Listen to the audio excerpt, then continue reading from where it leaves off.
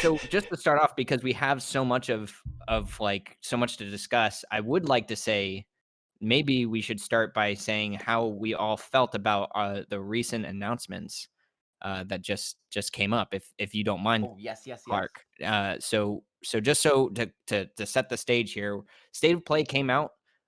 There was a huge announcement for not only an extra episode for a PS5 release of Final Fantasy VII Remake, including Yuffie. We also got the announcement of two games that we had known about for quite a bit of time, for about a month and a half. The First Soldier, which we now know as a mobile game, Battle Royale, which everyone's super stoked for. I can only imagine. And then, yeah, exactly. Guys, we all get to play it. This is the team right here, guys. This is Exactly. where we dropping. Yo, I'm dropping it. Fucking Yeah, Aaron's dude. house. I'm Dropping it Wall healer. Market, bro. Let's go.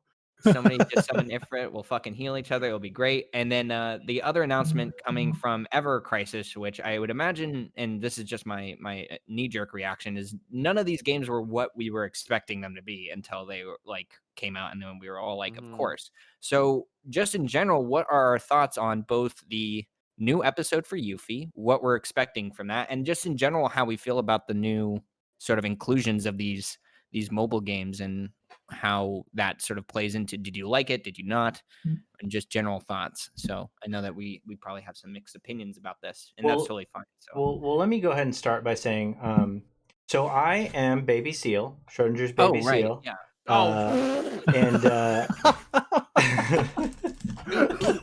Overwrote the And host. what does that have to And, do with FanTV? and See you guys later. they all call me Clark, and because it is my name. So just real quick, kind of what my deal is I'm a mythology guy and a religion guy, and I'm not a religious guy, to be clear. Just nothing against anybody, just letting everybody know that's not this kind of stream, okay? The I made some mythology morsels. That was kind of my contribution to the fandom for a long time, and then for legal reasons I had to take them down. Those legal reasons are now gone. I'm out of contractual obligation with a former university, and so I will be re-releasing a lot of those, including the Ifrit morsel, which I debuted on Final FanTV last week. Was that last? That was 2 weeks ago. 2 weeks ago. 2 weeks. 2 weeks ago, and my video series Trees of Life and Death can now legally be released without me getting murdered. So that's me. And in response to Sleepezi's query, I think that it's all great. It's all so great.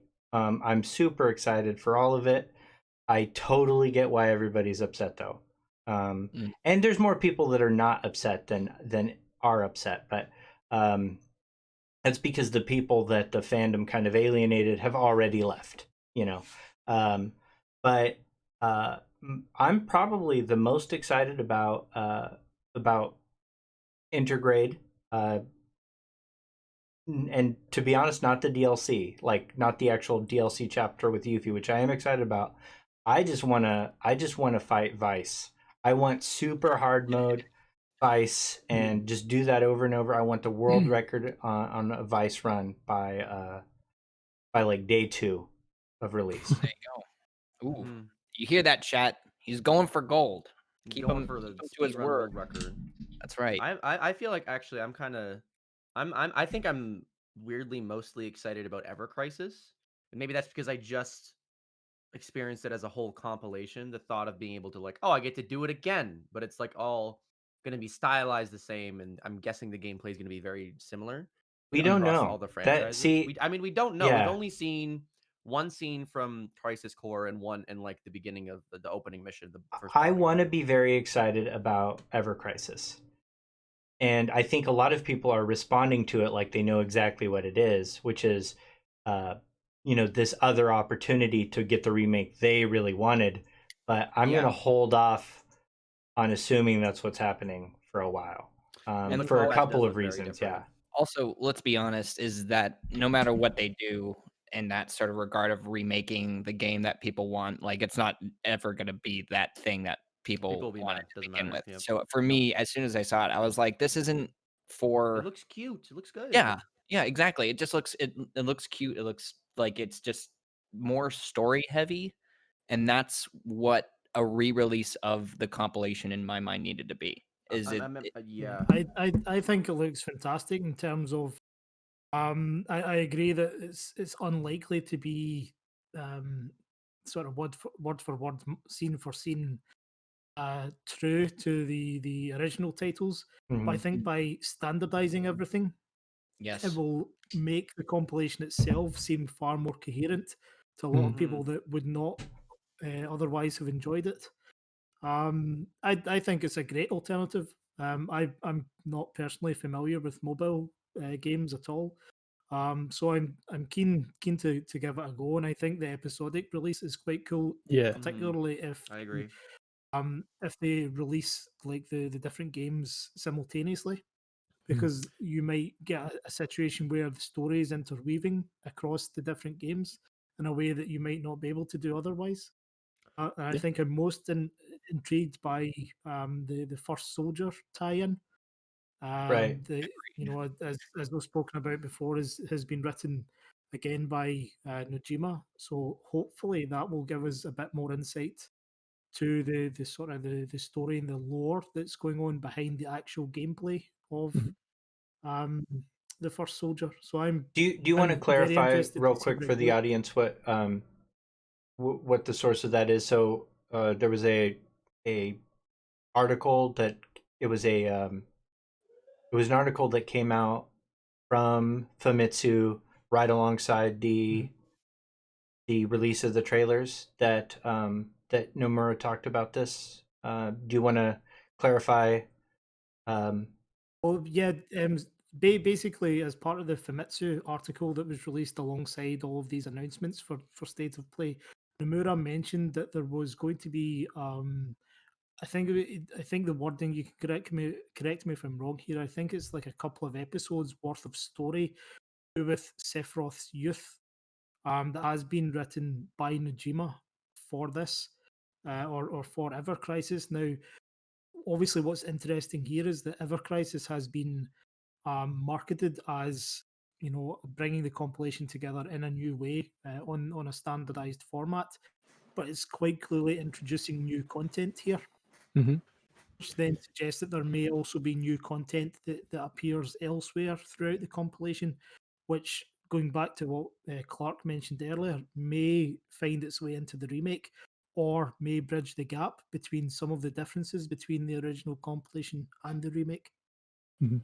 Mm, I love the what they're doing to like evoke the sense that you got from the original Final Fantasy VII.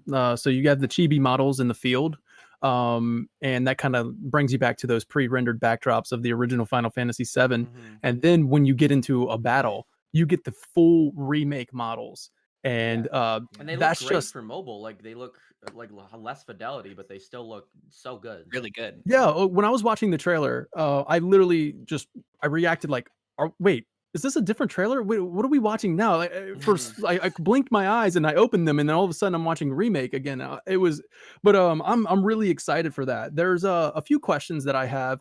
I think there's more to it than just bringing a throwback to Aerith being in the demos. I think there's more to it. We saw Aerith fighting the Scorpion, and that's like a wait, wait, what a second, wait a second, what? Mhm. So you have Aerith fighting. I think it's more than just a throwback or a callback to the demos that were released before the original.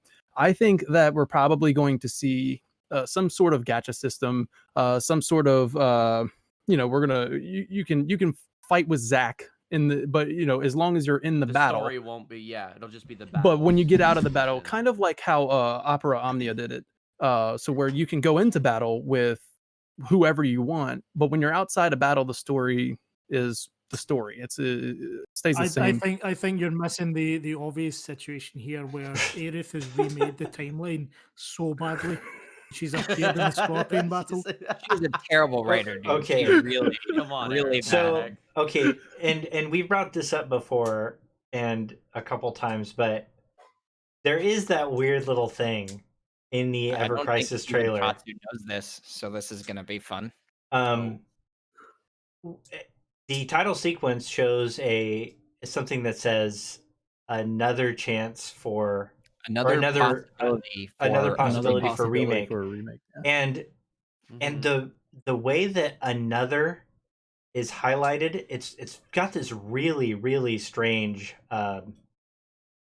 emphasis that, and no other parts of the sentence say this or have this weird emphasis, but it says a, not her, instead of another, and so it's like emphasizes so not her.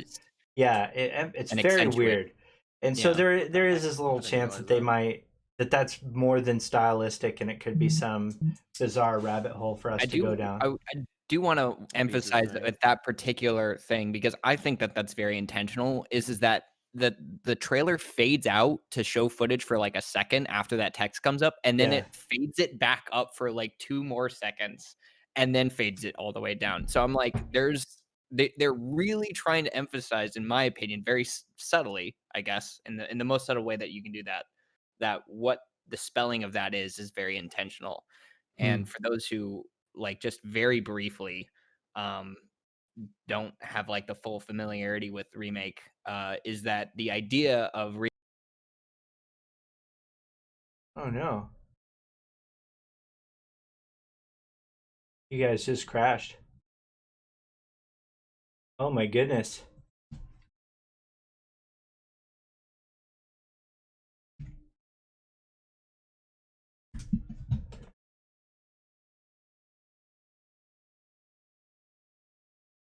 have the opportunity to do What is so. this? They all crashed. You crashed. They all right. crashed. I did not You're try to open. throwing us under the bus. Did not try to open Microsoft Word. Yes, you did. Don't you lie to me. It was you, Daniel. It was definitely Daniel's fault. Okay. What happens when you give? Thought I'd bring some Hey, of sorry, Final guys. Fantasy's Frame. technical There we Sorry, go. guys. erased by the ghosts arbiters. showed up. Yeah, Sorry, they showed up. everybody. Oh my goodness. Holy Skittle. Those freaking whispers, man. How the fuck, man? How many? Skittles. God, that's 25.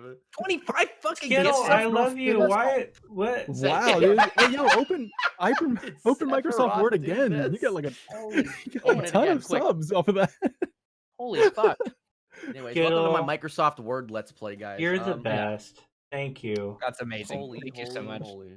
Thank you for the gift sub, by the way. Skittles, rad as Wow. fuck, dude. Can you guys all hear them, or did I ruin that forever? Ruined. I think we're all here. I think we're at that.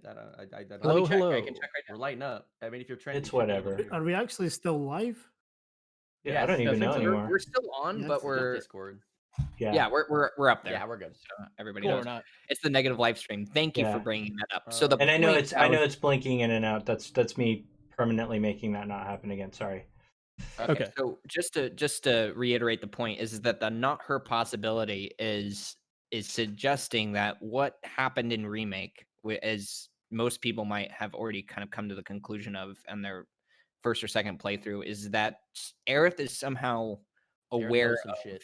the time or future events.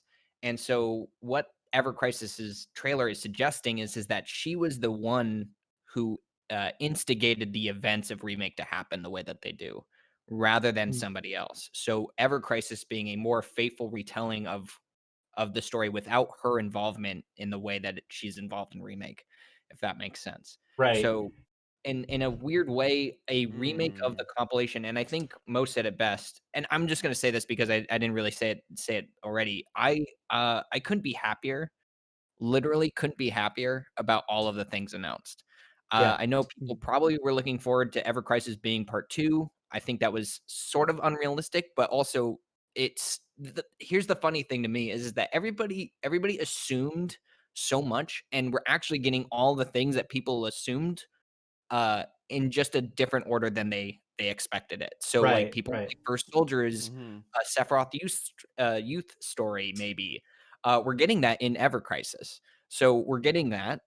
we're getting a retelling of the compilation, or another inclusion in the compilation in the form of First Soldier and in Ever Crisis, and we have Intergrade, which is the connecting piece to the original story, which is sort of a new story and remake. So not necessarily part two, but more of that.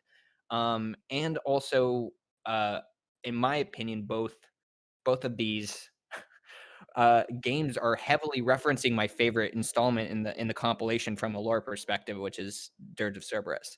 Oh I boy. think First Soldier is heavily leaning into Dirge of Cerberus as well as Intergrade. And then Integrate will definitely they Yeah. show ways. So Yeah. yeah, and then I think mm. I You was know even what? talking with you There's about it the before. oh, Go sorry. ahead. What you go ahead, Tatsu. No, Well, I I'm was going gonna to say, talk. I just I was even I was talking. I think as soon as I finished watching this state of play, like I called Sleepezi and I was like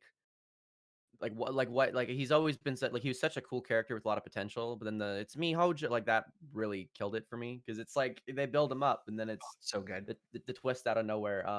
But I was even talking with them. And it's like man they could man they that you can. I'm really glad that they kind of aren't afraid to be like, yeah, no, this is what it's about. Like they're really not afraid to just like be like, no, we're doing Weiss again. Like it's part of the lore. Get used to it. But who boy could they mess it up? But I really I'm pretty confident.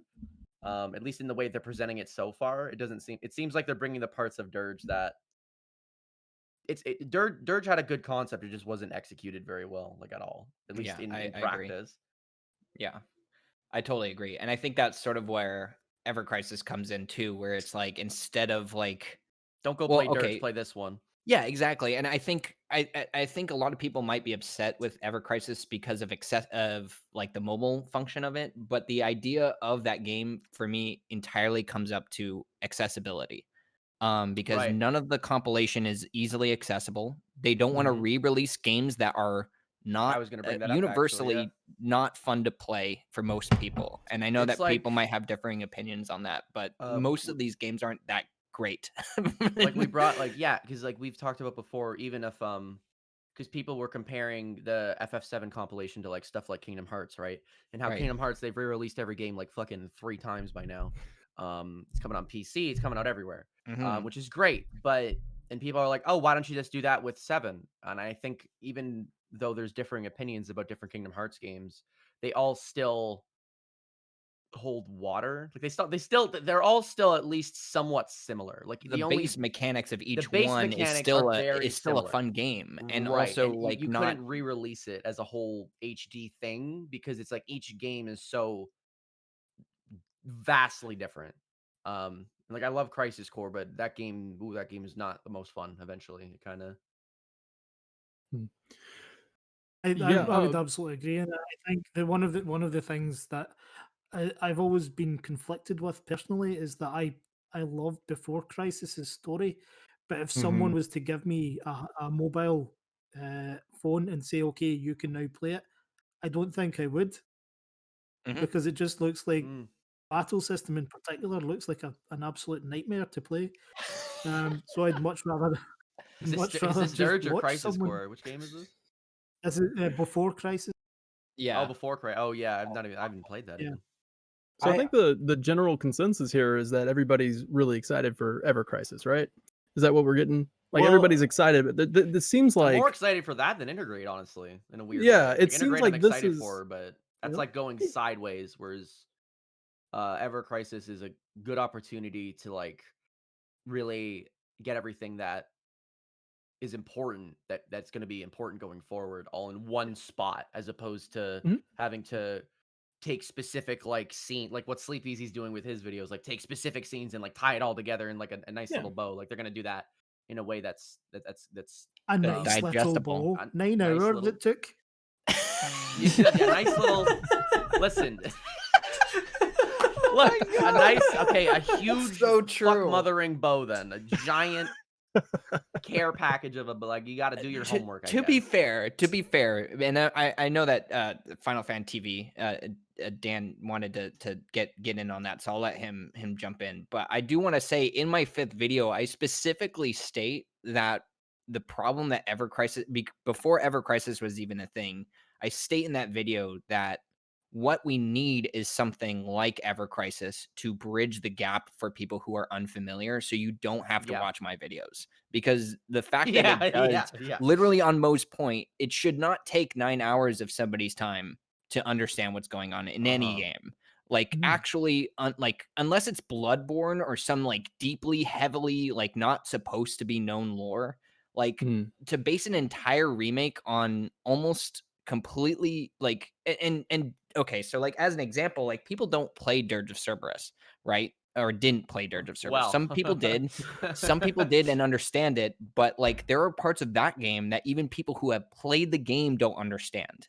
It's Yeah, super every obscure and scene in hard it. to Every digest. scene. Every So single scene. exactly, and it's like a obscurity in obscurity, and then there's, like, parts of the game that aren't even accessible anymore with, like, the multiplayer. Like, there's Which just is so much apparently of super important.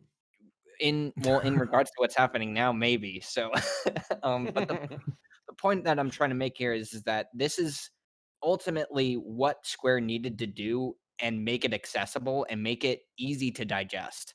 And that's exactly what Ever Crisis is. It's It very similar to to catch how they everybody up. yeah. It's They like the re-released like the story so far before Kingdom Hearts 3 right. came out because they're like, if you play Everybody this game and don't play the other ones, you're gonna be fucking lost. exactly. Which is So and you can't remake them in the Or way that more lost. yeah, more exactly. lost. Yeah, you're gonna be like, wait, wait. It's so So confused. they just needed everybody to be on the same page to a degree. And that's what that does. So I just really quickly, I know that you wanted to say something, Final Fan. I probably lost the point right by this point, but no, it's I think I want to be here to kind of represent. I see some in chat right now. I'm kind of on this, I'm on the show, the State of the Union here, to kind of, Ambassador it. be like the ambassador kind of these of the people, Pick the a fight. fandom that perhaps thought it was a disappointment. Like maybe the compilation wasn't their thing. They just wanted a remake. You know what I mean? This is kind of where I'm at. Although I will admit that I'm definitely past that. I'm more hyped for part two than I have ever been. But I will admit right now, like, so if anybody's in the chat that can relate to this, man, once remake the credits rolled, I was, I mean, like, it hit hard. I was depressed. You know what I mean? Like, this is not what I wanted. I felt betrayed. And I mean, yes, I definitely want to focus on all of the upcoming stuff. Don't get me wrong. But I think as the State of the Union for Final Fantasy VII, I kind of think that it's important not to wrap this up in sunshine and rainbows. You know what I mean? Like the fandom is divided. The 100%. the fandom is divided. There's toxicity within the fandom, which needs to be better. Like, you guys, like, the fandom needs to be better about this. If you didn't 100%. like it, like you said at the beginning of the show, like, if you didn't like it, then don't bash the people that did. And weirdly enough, I think the vocal majority is the people that did like it that bash the people who didn't, or like just straight up stomp on them, who say, "Oh my god, I feel betrayed. Like, I feel hurt about this." And people are like, "Go back and play your original." You know what I mean? Like, that's their response. Yeah, and I But fully and agree. a large part of that is probably due. I think a lot of it probably comes down to the way that they advertised and pushed the game, even the fucking right down to the title. 100%. It's Yeah. called Yeah. FF7 Remake, and it's.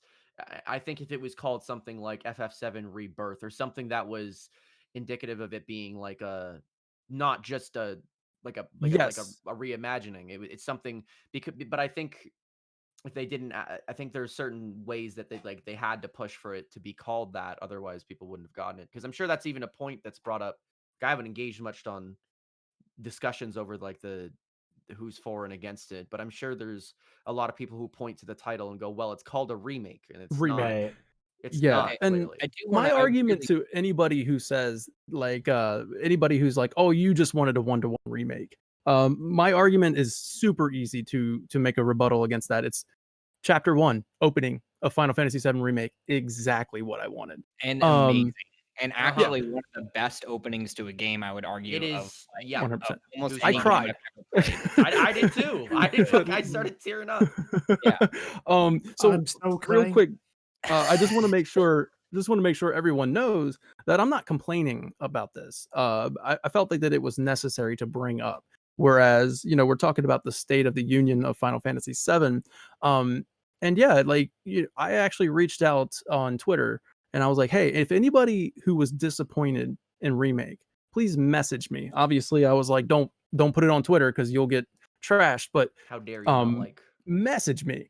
I actually got a few people who reached out to me, and it was several paragraphs. Each person wrote several paragraphs, and to me, the first step was them reaching out. They didn't have to do that. They didn't have to send me a message like, "Hey, can I are you still taking messages?" And I'm like, "Yeah, absolutely, bring them on." And would write paragraphs, and what I saw was passion. I saw a love for something, for Final Fantasy VII, and Absolutely right. yeah, and I see that, I see this love, I see this passion, all of, like, paragraphs and paragraphs of why they felt like literally hurt. Um, and at the end of our conversation, they would, reply, "Man, it was really refreshing." Like mostly most of all the people who contacted me, they would go, "Man, that was really refreshing to talk to somebody who, like understands where I'm coming Mhm. from." I And think to yeah, jump and on what you're saying there is that you're like what you're expressing is why the in general the community needs to be better. Is the fact yes. that you have to have that conversation in a closed door environment does not make any sense to me. No. And I will say that what I think what it fundamentally comes down to is that people don't understand like that you can't change somebody's opinion on something that they don't like. They've already made up their minds, and I'm not saying that in a negative way. I made up my mind that I like it, and you're not Yeah. gonna change my mind about it Mhm. either. So the Mhm. point is that it's not an invalid opinion, and Right. it has a No. sound basis and a logical argument. I would if like I was in a different timeline, I could totally see myself completely agreeing Ooh, with those very outstanding points as to why it doesn't work. Um, Owen, don't say different timeline, man. Come on. Oh. oh, So that's okay, right. so to chime in a little I bit, think with Final Fantasy VII, like there are obviously millions and millions of fans worldwide, and this game is extremely important to them. And for every Mhm, single person, there is a different reason that's right. why it's important to you. Right. Yeah. So you cannot expect every single person to agree. If you change some things and keep some things the same, you're changing the for some people you're changing what's important, and for others you're not, which is Right. why you end up in a situation where some people are not as affected as others. And Mhm. Daniel, your personal story is enormous, and anyone who's familiar with your story can 100% understand why Yeah. Hmm. you were Thank you. upset with it. Yeah, I actually But wanted to touch on yeah. those core themes as well. So Go ahead, okay, Mo. I do want to just No, that circle back a little too, just because so regarding Ever Crisis, which I think is what we're kind of We're talking halfway. about. Yeah. I do want to say that there are a couple ways they could go with how it's released. I'm not sure if anybody's familiar with Pocket Edition, Final Fantasy 15 Pocket Edition, but the way Mhm. that operated was essentially it's free to play for the first chapter, and then you buy subsequent chapters, and Right. that is seemingly the way that Nomura is presenting this. There could be other gotcha elements, and it could be the gotcha thing that's allowing Aerith to be in the guard scorpion, the Sentinel scorpion battle. That could be it, or it could just be pre-beta stuff. Uh, the thing that's the thing that I am the most excited about regarding Ever Crisis is Dirge of Cerberus.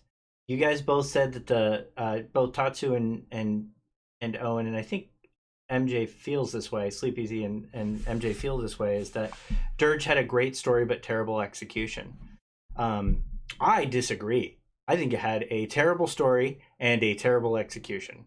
I think the That's about lore right. the It's lore totally was okay. bananas It didn't fit it. It didn't fit the world narrative at all. I love the game in like a this is dumb fun. What am I doing? This is ridiculous. Like in a campy way. Like not the way I want to I think they appreciate didn't Final lean into Fantasy it enough. VII. They Like should have leaned even more ridiculous, I think. 'Cause it's yeah, like I mean they're still a it, little bit trying to get you to take it seriously. it And it's felt like, like it was. It felt I, like I if think Final I think Fantasy the problem 10-2, here, if Final Fantasy yeah, 10-2 was trying to take itself seriously, that's what Dirge of Cerberus is.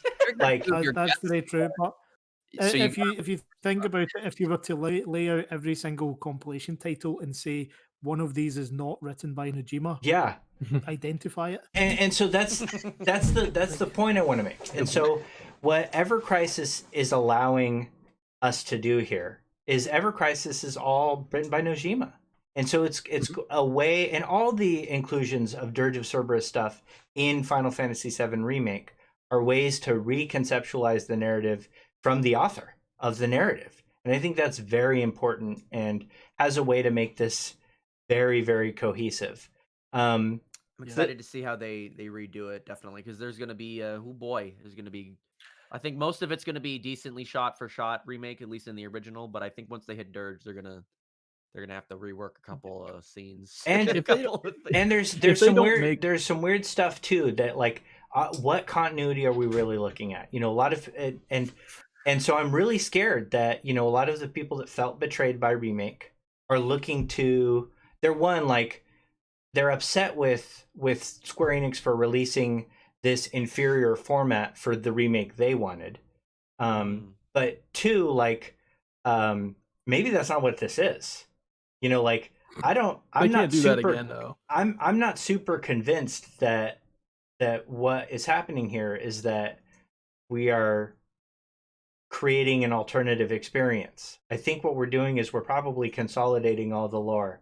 And part of the reason I say that is the stamp thing, and I talked about this on Daniel's show, is that we know that the first soldier gets written into Ever Crisis, and we know that Beagle Stamp is a poster at Wall Market in the first soldier. So like that whole stamp thing probably going to work its way into Ever Crisis. So well, I would imagine that what it would be in Yeah, some degree would, and we don't have to get into this side of it, but yeah, that idea of multiple, whatever it is, Right. timeline, universe, whatever the fuck is going on, is like gonna 100% be bridged by. I think there's a very clear distinction that they're trying to make between these two games, and only for the basis of providing like a reflection of the events that are happening in Remake.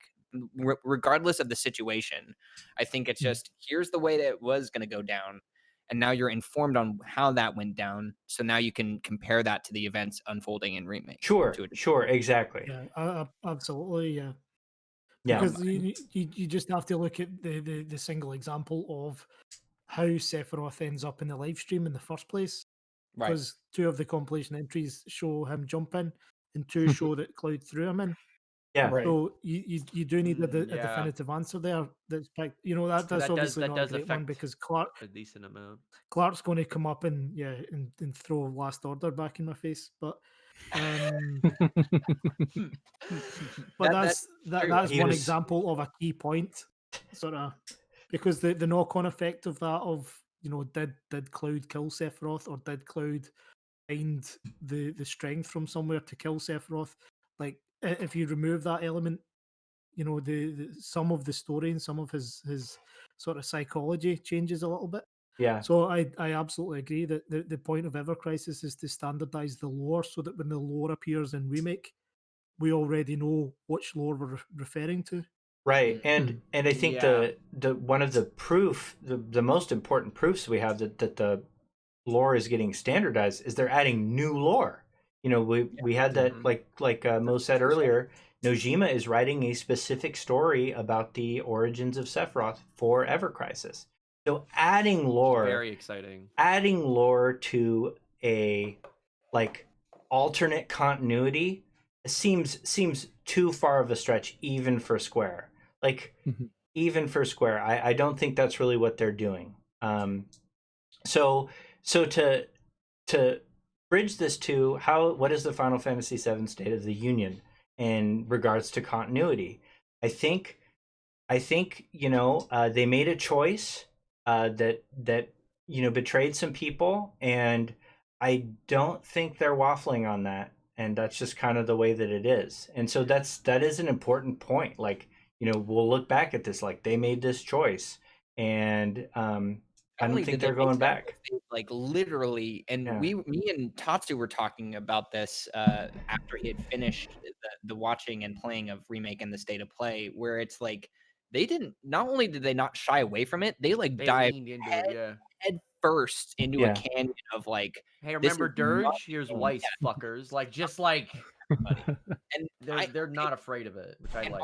on this, which is super important because I think that a lot of people look at me most of the time and think that I'm just 100% okay with any direction that they go in terms of like adding compilation stuff.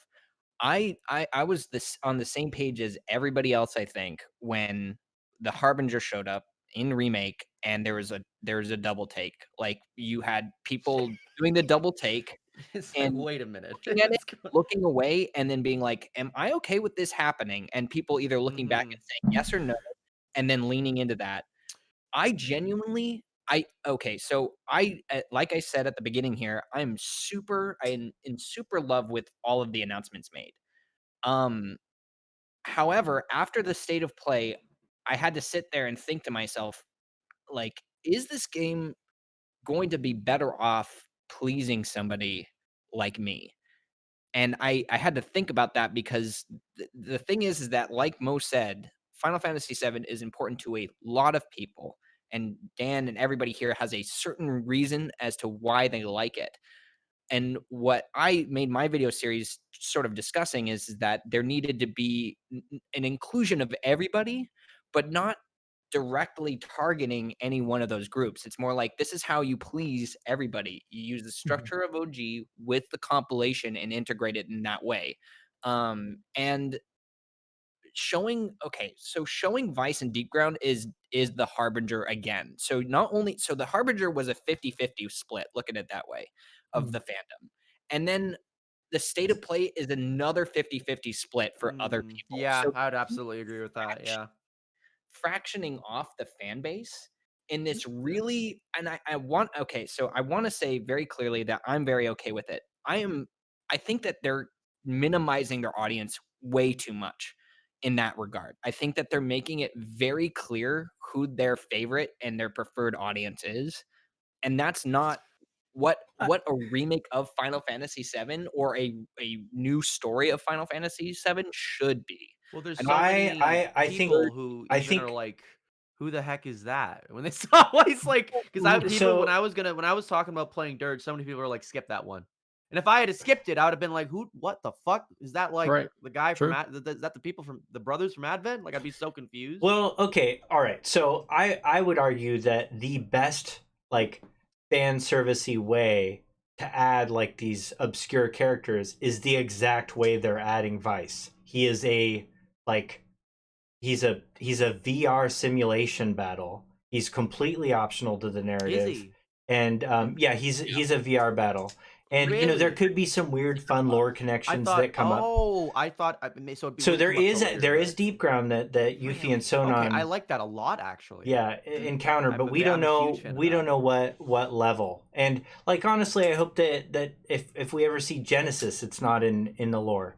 But I will say that I can't say that like you cannot look at The First Soldier, which is a battle royale game, and say that Square isn't trying to maybe cash in on broadening an audience. Like Yeah. some of the stuff they're doing is dividing the fan base, but the First Soldier is not part of it. Like that No.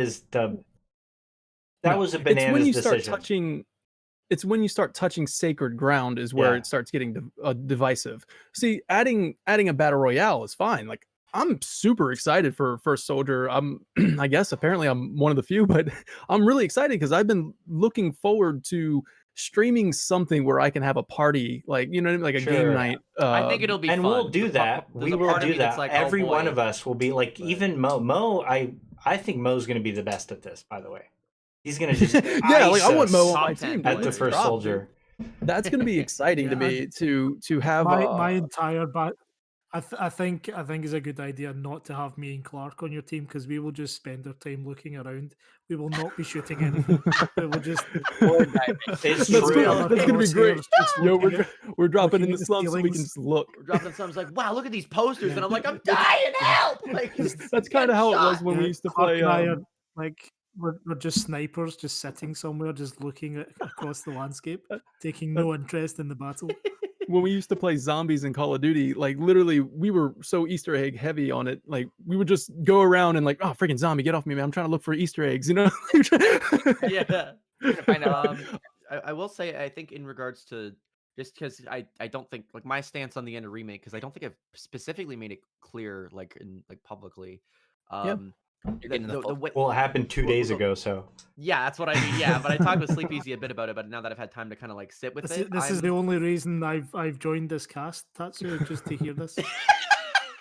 Yeah, this is very invested in the Tatsu It's my your story arc.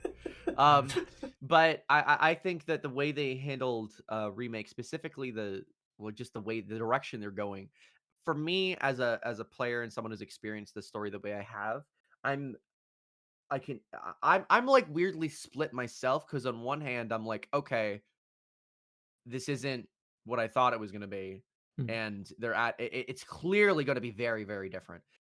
But on the other hand, it's giving me that same feeling that I had throughout playing the entire compilation, where now I don't know what the fuck is going to happen.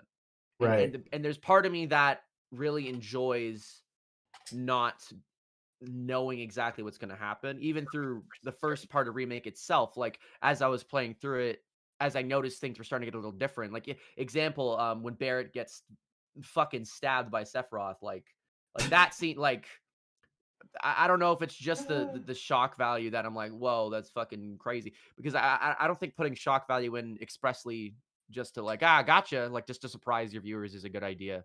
But Right. I do Right. think it's a very on one hand, I'm kind of like, oh, I was excited to see certain things again. But now on the other hand, I'm like, if something happens and it stays the same, even they could honestly say, hey, it's very open ended, and maybe they'll keep it very, very close to the original. But there's always going to be this thought in the back of your head, like, Yeah. okay, There's an but maybe uncertainty. you're like, Yeah. maybe this person will live. Maybe who cares? Like, Yeah. There's a hand. there's a hand raise. Yes, you I in the gotta, back with the I yellow gotta. shirt, sir. Thank you, thank you. I want to chime in on that just real quick because you hit the nail on the head right there. They're not being clear. They're being Right. very deceptive. Intentional. And Like, the will it be different? marketing, Who knows? yeah, the marketing is deceptive, and they're trying to do it again. And it's like, man, you're gonna really try and fool the fandom twice, like with Right. with the Katase coming out and saying we're not drastically changing the story. It's going to continue the way Final Fantasy VII always has. And I'm like, why would you can't lie like that because obviously things are already going to be Yeah. drastically different. In the back of the minds of all of the characters, they just know they're not going to forget that they just defeated fate. That's going to be on We their just mind beat at all God. We just times. beat like fate itself, which I Exactly. even have a They had huge. flashes of the future. I They love know the Aerith is going to characterization. die. Yeah, I think the characterization of everyone in remake is done a million Yeah, times better than the original, even except for at the end I agree. where Nanaki and like Nanaki just met these people. Like she got head pats from Aerith, so maybe he knows more than he's letting on. Yeah. The Mountain Dew head pats is what Right. the Mountain Dew had that Baja Blast head pats. But like so but it's like it's very jarring. Yeah. It's very jarring to see these characters who feel like a ragtag group of people trying to save the world. They're at the end of this highway. They just escaped from Shinra, and then suddenly they're all acting power of Yeah. friendship, fighting fate itself. Especially Mhm. because at the end of the original game, one of the reasons I love Nanaki so fucking much was because he's like, I'm sticking with you just until I get back to Cosmo Canyon. Then I'm out of here. Yeah. He felt very Mhm. much, in even every scene he was in, he was like this knowledgeable outsider.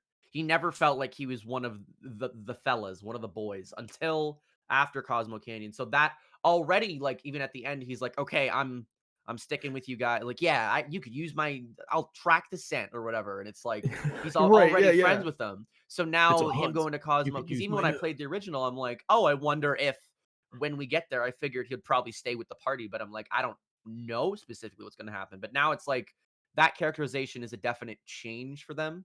Right. And or even like specifically, I was talking with Sleepezi, like with all the doubts and all the, after going through the compilation, knowing about the inner workings of Tifa and how she feels about certain things and all the guilt and, Mhm. like how she's not very unsure of herself.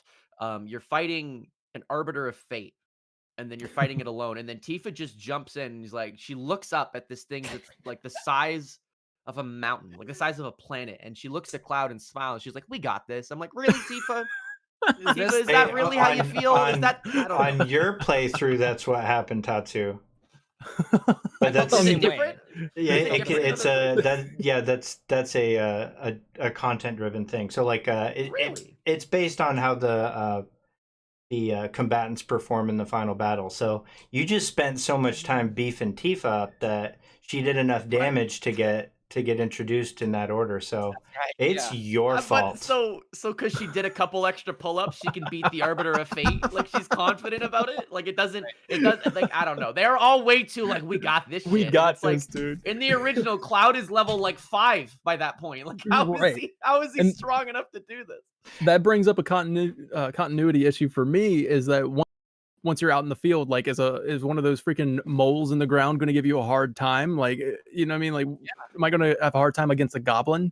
There, Yeah, right, like, that's other arbiters of fate. did Like, Sephiroth do this? It's like, and bro, you just beat fate itself. Did you just be? You can take on that freaking snake. Just Yeah, do that it. snake is a baby, bro. Just they're go like, for it. "What? Tifa's This gonna all?" go. We got this. Yeah, dude. And it's exploding, and she's just like, "Don't worry, we'll fix it." And everyone's like, We got this. what the fuck, dude? Did Tifa, what Sephiroth the do this? fuck? No, Tifa did. Tifa's like, I'm See, confident. just to go back to one of the points that Tatsu raised there, in terms of, specifically with Nanaki, looking at, okay, now seems far more familiar with the others than he had been at that point in the original story. Yeah. I think Mm. that goes hand in hand with the arbiters and the whole idea that, Mhm. um, in some regards, the arbiters are a representation of the fan base. Yeah. I guess. The Yeah. lore police, as Say, I but call them. I think conversely, there has to be a recognition that all of us are obviously, in Tatsu's case, he's only familiar with Final Fantasy VII over the last couple of weeks. Mm. But I think there's a situation here where we are so familiar with the original, we are so familiar with the compilation, that the characterization, there has to come a point where they bypass the getting to know you stage. Mhm. Yeah. They have to assume that we already know that these are all friends. And I think Nanaki, like, I agree that it was pretty jarring, but I think it was a recognition that we already know that they're all friends. Like, can we just skip that part? Which also adds to the point of why, like, Sephiroth is there, and rather than kind of being the hinted at throughout the whole first part, he's there because everybody knows who You already Sephiroth know is. who One of he the most is, yeah. You most already know. iconic villain of Which all time. the remake itself is such a unique opportunity because the way people remember feeling about certain interactions, like Sephiroth being introduced and characters like this group of friends, a group of people slowly becoming more and more friends, right? And like through the hardships they go through, that's already happened with everyone. So they have the Mhm. opportunity to go like, okay, well, you already know this. What can we do to build off of what you already know? And I think that's where the split is, because there's people who want to be retold what they already know, and there's people who want what they already know to be built off of. And I think that's where like a huge part of the split is. So, like, Sure. I have an analogy that I wanted to share on this show, if you guys don't mind. So to better explain, How sort of suitable for work is it? is it what? I'm How sorry, what was that? suitable for work is it? It is. It is. So here's what I got, guys. And this kind of helps me better, like, get it across to other people who are just kind of on board with everything that they're doing. And I try to compare it to Star Wars. And this is the analogy I came up with, because Star Wars is just as beloved as Final Fantasy Yeah, VII, I would say. Like, the 100%. fandom is, just it's right there. Now we're gonna take A New Hope in this analogy. So let's just say that Lucasfilm announces that they're going to be remaking A New Hope. Whoa. People all Uh-oh. automatically, the fandom is like, Yikes. okay, hey, wait Yeah, a second. yikes. Wait a second. So they've announced that, hey, listen, don't worry, we're going to stay faithful to the original. We're going to expand the story, so don't worry about that either, right? We're going to expand the story, but we're staying faithful. The first few trailers release, and oh my god, they did it. The actors look, we even accept the new actors, right? Like, that's Right. insane. Mark Hamill is Luke, but they got this guy Sebastian Stan, and he's doing a freaking amazing job as Luke, right? So so I the love actors, Sebastian Stan. exactly. Dear to my heart. So they've done the original justice from these few trailers that they released, and everybody's excited. The entire fandom is on board, right? Which was where we were at with Final Fantasy VII when they revealed their trailer. The entire fandom was on board. This is what we wanted. So then we'll go ahead and say, a few more trailers are releasing. Things here and there start to seem a little out of place, but we're okay with that. We're fine. We're taking their word for it. They're staying faithful to it. We get to the theater, right? The movie starts playing. It's off to a great start. And there are things here and there while we're watching A New Hope that we're like, wait a second, what? And then the trash compactor scene happens, and we're freaking happy. Dementors flying around. Like, what the heck are they anyways? Yeah. But don't worry about it. We're back to the trash compactor, and everything's great because that was a beautiful nostalgic scene that we love. Right. And then it was redone perfectly. But even so, something still feels unsettling, and then it happens. Darth Vader kills Han Solo, but the Force ghosts come and quickly heal him. Okay? Now, how do you That think sounds the like bad fans in writing the to me. audience, those fans, those hardcore fans, those hardcore Star Wars fans who idolized, worshipped, lived, and breathed A New Hope, how do you think they're feeling right now, right about now? But don't worry. Like maybe Darth they've Vader, wasted a lot of their life being a Star Wars fan. hold on a second. Darth Or Vader, who 3 now months, maybe? seems to be fully aware of the events that follow, seeks to change destiny. He brings Luke to the world between worlds. Now you see, it's exciting because there's source material to pull from, right? Ezra Bridger from Rebels found this. So now Darth Vader can do it. We're going back, right? Wait a second. Did I lose you? Right? No. Are you guys? No. Are you? No, I'm 100% invested in this, and I'm ready to make at least Exactly. 9 hours worth of content on the. Boom. the Star Star And Wars that's lore. it. And then you have people who make 9 hours worth of content because it's actually kind of interesting, right? You got Right. these It's source exciting, materials, right? But Big you have that but. other side of the fandom who's going, What on what earth, dude? the hell did you just do to A New That's Hope? not Star Wars. Yeah. Right. So that's kind of where I'm trying to express here, and I think that's where the divide is. You have you have these theory crafters like yourselves. You guys do an amazing job at this, and it's exciting. I love watching them, and I'm trying to watch and learn and from you guys and try to get excited about it. And I think it's worked for me. Like, personally, I'm way more on board with what Remake is doing now than I was a year ago. Sure, yeah.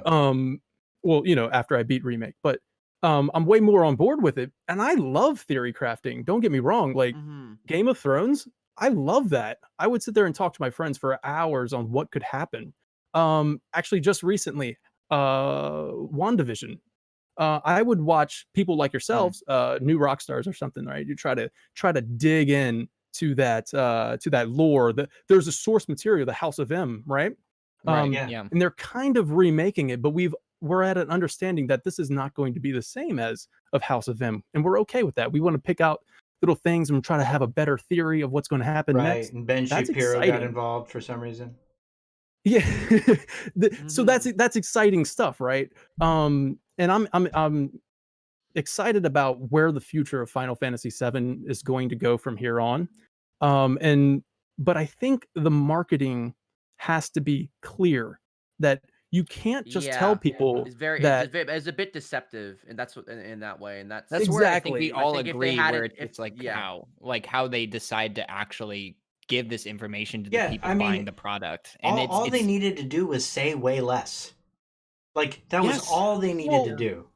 exactly. Like Yeah. I'm not saying give away what your give away your master plan, but Right. don't lie. Don't say Final Fantasy VII is going to continue the way Final Fantasy VII always has. That's not the 'Cause truth. Like it's that ain't what happens. That's you're definitely not not what going to happens. That's give. Yeah, also, it's not in gonna. his defense, not what he said.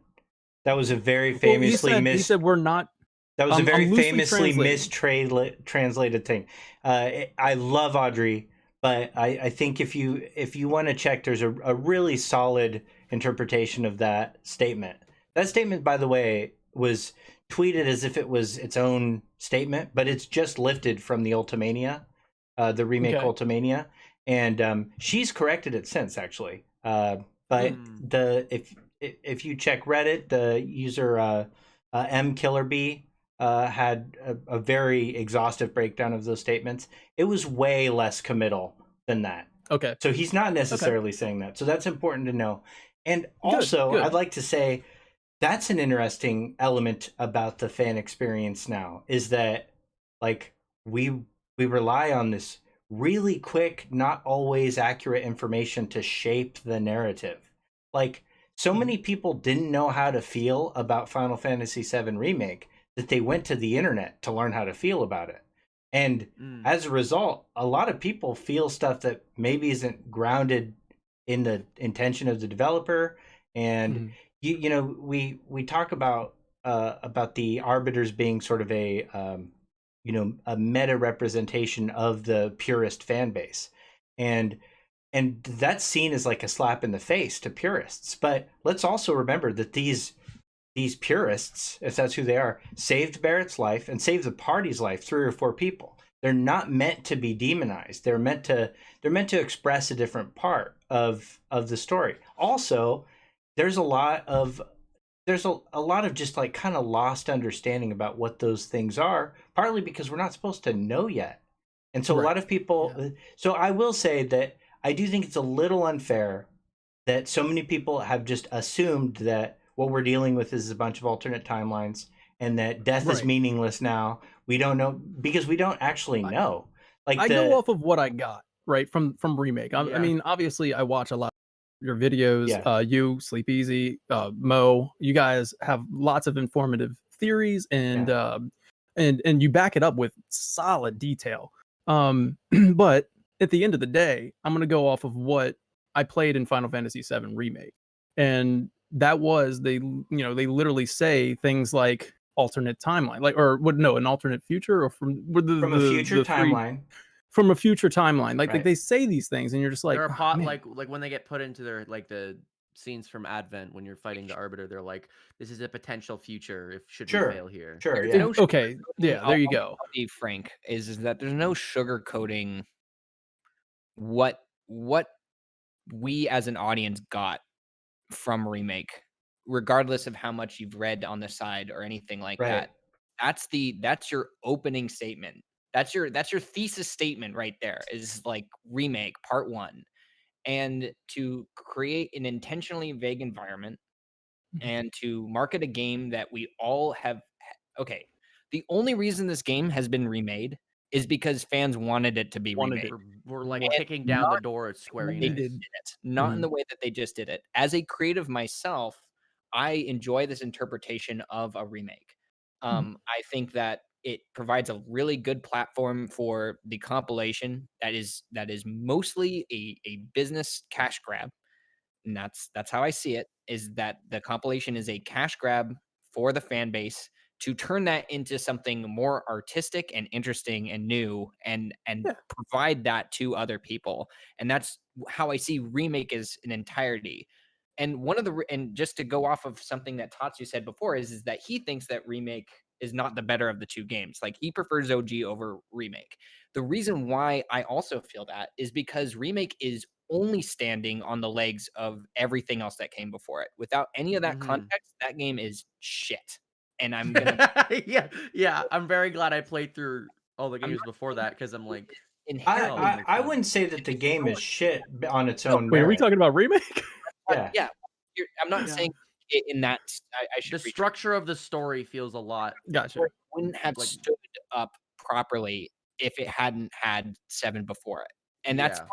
but that Yeah. doesn't make it an inherently better experience. I think that from what we've talked about, I'm just trying to make sure that there's a grapevine here, right? Is because Yeah, I no, totally sympathize with the side of Final Fan TV and Right. all of that fan base. I'm not Right. like and I'm gonna spoil this. I make that very clear in my next video that this isn't like like if anybody is sugarcoating the idea that this game is great and they did everything flawlessly, that is absolutely not the case. Right. And I agree. Right. Sure, and very and I agree, difficult but I do want to say that it is impossible for us to really know what it's like to play this game first. And a very interesting statistic was done by Final Fantasy Union, who did a Yeah. expansive poll of of Final Fantasy VII Remake players, and the game was rated much higher by people who hadn't played the original. No, I And completely so, understand. and it was rated well as a fun game with Yeah. no I context. think for me with remake, because I think a lot of it is riding on okay, they're trying to. The best way I could describe it is like okay, it's like if I were to watch, like to go back to the Star Wars example, it's like if I were to be like, oh, they're remaking A New Hope, I want to rewatch all the other movies first. So if Mhm. I were to watch the first Star Wars movie, then all the other ones, and then jump straight into the remake of the original, to me, the original FF7 it already blew my expectations out of the water, especially because it was like it's older, and I wasn't playing through it and going, man, I hope they improve on this in remake. I'm like, oh, I'm excited to see how they interpret this. So for me, Mm. because I didn't have that weight, that expectation, it was a lot more like I wasn't like for me, it wasn't like, oh, you blew something that I was expecting. It was like, well, I just had a fucking 3-course meal. I don't need the same meal done better Sure, for yeah, me. So Right. that's why I think I'm definitely yeah, not as I agree.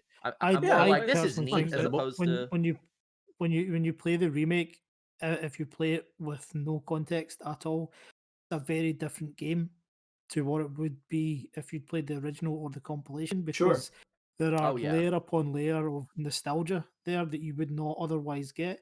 You know, right. Mhm. the reason that myself and Sleepezi and Clark go through and spend hour upon hour looking at the detail Mhm. is because the detail is present and you would not know to go and look at that if you were playing this for the first time. So it is yeah, I completely a agree. vastly different game.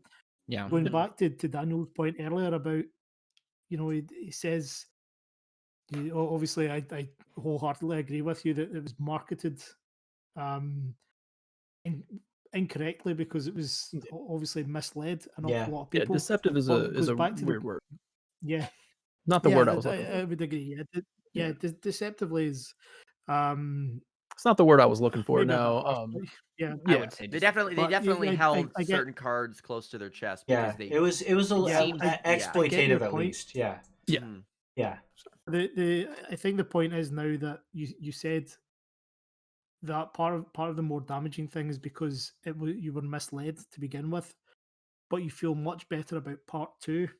Yeah. And I think part of the reason about you feeling better about part two is that you cannot be misled about that. yeah, Again, that you already know that this is a different timeline.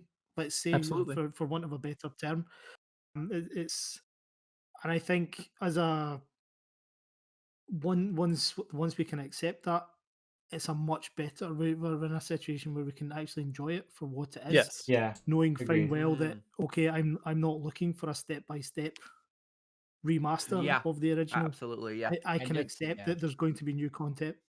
Yeah. And just Absolutely. an abrasive again, start. going back to Clark's point as well, that even myself, you know, we've spoken about this with Daniel previously that I I embraced as much as I could in terms of the changes that were made within the remake. But even I had to sit for a couple of days after finishing it Mm. to try and It's work pretty out overwhelming how I because they felt. stuff a lot at the end. Yeah, yeah, Mhm. yeah. It's just a Yeah, big and it was I don't also. I definitely think Sorry. I I just. went through the sort of 5 stages of grief that I did like not to the same extent as Dan did, but I definitely did go through the 5 stages. Sure, yeah. Finally got to acceptance. Same thing with online, looking for different viewpoints, and Mhm. I think a lot of the nowadays there's so many opinions that are being force fed as fact, Yeah, creating problems. yeah. Uh, like a prime example of that is Rufus Shinra being a Cetra. That's Oh, Who did ouch. that? Who did that? Ouch. yeah. I don't know who that is. I think I was Ouch. watching through that video Um, with you, and you're like, ignore this part. This part, ignore. Don't listen. You Don't can listen. count Bad out lore. Bad maybe lore. I have to. 1/3 of the first video, Tatsu, just if you want. Yeah, he already. We watched it, the first one, but the Purple. You second know, one, he yeah, made a lot of friends with those mistakes, though. I did. I just want to make sure that rectify these mistakes. I want to just very quickly go back because I don't want people to think that I think that the game inherently has no Too late. value. I clipped it. This game is shit. Obviously has value to me, just in the way that Mo and Clark and like has expressed is like I wouldn't have made a series based off of the game if I didn't think that there was something going on Yes. about it. Like, let's be very clear. Like, all I'm doing is relating to the fact that people don't think that this is a good game, and that's a totally fine opinion to have. Yeah. Yeah, There isn't everybody can have that going opinion. back on If you don't like the story direction, that's valid because Yeah. it's completely obviously not. and And the way that and it's it's marketed. yeah. Also Mm. not valid and probably a little honestly, like the ambiguity was a little shady because the idea of Final Fantasy VII being remade has been an idea since the game came out. So like it's with fans completely all the way through, and to have it immediately feeling like it had immediately changed without clarification is not a good way to support the people that like who wanted this game to begin with, and to give that to somebody else almost. That's what it Yeah. feels like if I was in that situation. It's like this was supposed to be for me, but now it's for somebody else. But And now like it's for these damn Yeah. theory crafters. that's all this is for me in terms of like I totally like it, like I like the first Soldier and the game hasn't even been out yet. Yeah. And I haven't even played it. I like Ever Crisis for the same reason, is because it provides me with what I wanted. But Mhm. it doesn't mean it's Mhm. who's gonna be playing it. Like who knows if I'm gonna be playing it? I might just be looking at it for the lore and then that's it. And then never like maybe play it once and then forget about it entirely. Yeah, like Dirge.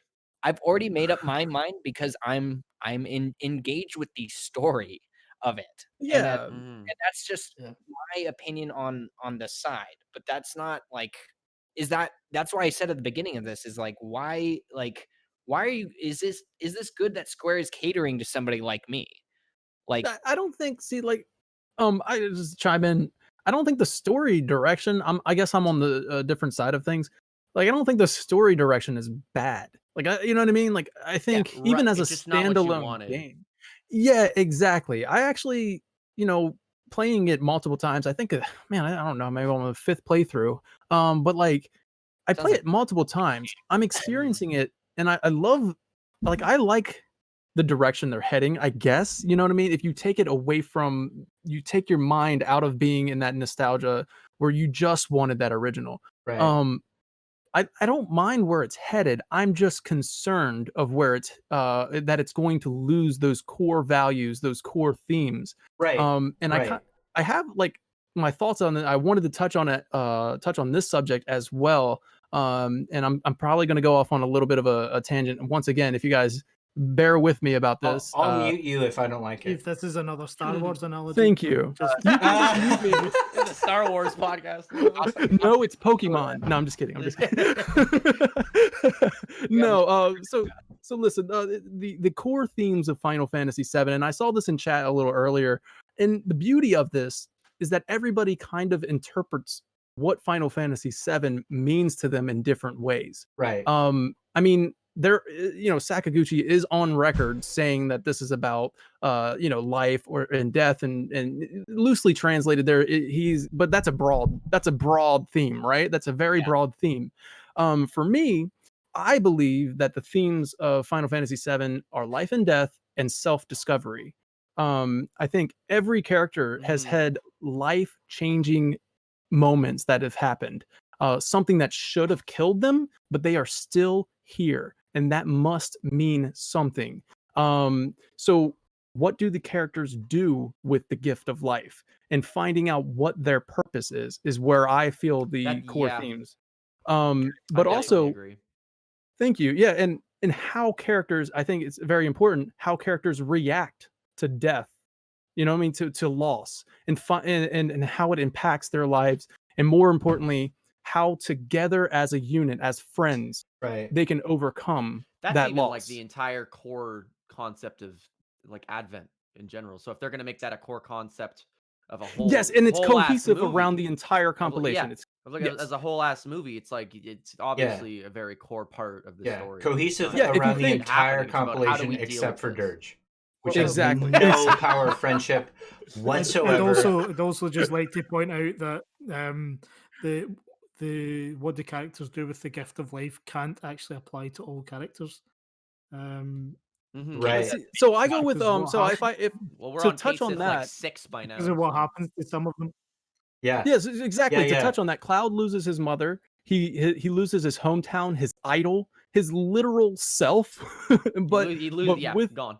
with friendship, he the friends he makes along the way, he helps find himself again. Tifa loses her father, her mentor, her hometown, her childhood friend, and she tries to find a way to make something good out of this tragedy. Right. Like she puts her all into helping others, right? And I'm getting to the point of this, by the way. But you got Barrett loses his best friend, his hometown. He resorts to revenge and violence, and he wraps that up with a nice, pretty bow, like we talked earlier. He nice little pretty bow, and claiming that it's for the planet. But Is through it the though? course of the game, he realizes that what he was doing is not the way, and that was Yes. once again reacting to loss. And then you Mhm. get to Nanaki loses his father, or at least thinks that he lost his father because he's a coward, but he Right. finds out that he's not, and so on, so on. Now we get to where it gets interesting. Sephiroth loses his identity, or which what he felt was his identity at the time, and he believes truly that that was false, and now he knows his true calling, right? And what does he not have? Friends. He does this by himself, right? Yeah. So he has He's claimed to his identity in his own exactly. way. Mhm. Yeah. Now he embraces loss alone, and then Aerith is another exception where Aerith loses. She has loss in her life. She loses her mother, but she's the only one that believes that there's a greater purpose beyond life.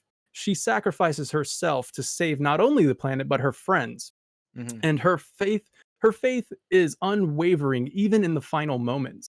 And in my Yeah. own personal life I, w- experience, um I would also argue just very quickly there that I think you're right that Aerith's an exception, but she's also the difference that there's life after life in her yes, Yeah. case. Mhm. Mhm. yes, exactly. Like I'm about to go she off on what your point is here, and I'm Fucking very pop off. excited. okay. Well, I just want to kind of sum this up because this is what the core themes mean to me. Um, like her faith is unwavering even in the final moments. She knows what she's doing, right? Right. Her faith is unwavering. She knows that she's okay because if she dies, she's going to be fine. She's going to go on and fulfill a much greater purpose or something, or just in general. Okay, so basically my brother Sean, he passed away with cancer back when I was 16. And much like, Aerith and her faith, his faith never faltered even when he was in pain and knowing what was going to happen. And I think it was such a strong character moment for all of the characters. So loss is can define you, and for me it certainly did. I was 16. I'm still trying to find myself, my identity, the person I'm going to be, uh and now I'm older than my brother was when he passed, and now I'm thinking, what am I doing with the gift of life? Right? Just like Cloud and company experienced lost, some survivors remorse, Mhm. experience the same question. and they all found purpose in life through tragedy. So to me, I mean, that's why it's important that remake doesn't stray away from this very critical theme. And so when I start to see alternate realities, what if scenarios, defying fate, everyone's living at the end of remake, who's actually dead? You know, Barrett is mourning the loss of Avalanche and his comrades, but Biggs is alive. Jesse is likely alive too. Who knows? Yuffie DLC could even have her save the rest of her the Avalanche team. That she, you know, because it seems like in the trailer she was interacting with a team of Avalanche members, right? Yeah. Zach is alive. Most of Sector 7 is evacuated. Pretty sure Shinra definitely died though. So there is That guy that. got stabbed. That That guy dude, I think definitely he's is dead. dead. But I like, wanna I think yeah. what you're talking about is exactly what the potential of remake is almost it's its largest strength, and also what a lot of people see as its largest weakness at this particular time in the story. Is that what you're talking about, what you're expressing here is exactly what I think remake has the biggest potential out of any remake I've ever seen to 100% not only express that idea, those core elements of 7, but also expand on them in such a larger capacity that at the end of this, and this is how I feel personally, is that this game could potentially overtake 7 original for me in its entirety. Because from my perspective, I think all that remake really is doing in its first part is laying the groundwork to express exactly what you just said, and even go one step Mhm. further than that. Okay. Because Yeah. And from I'm what on board I'm with that. seeing, and Yeah. yeah, and I would imagine, I think that everybody It, should it definitely feels give like it a it's framed chance. like a prologue, Yes, the way it's Yeah. set exactly. up. It's all a setup for further expansion on these things. Mhm. And I can see that Yeah. with what we're talking about directly. And I don't want to take up too much of this, but I want to make sure that I hit this home with what you said, because I think it's the reason why I care so much about remake is that Mhm. with the compilation and everything involved, I think that it's great that they're trying to elaborate on that, but I think that, like, and I've talked about this on your podcast as well. So I'm gonna reiterate it now. Is that Sure.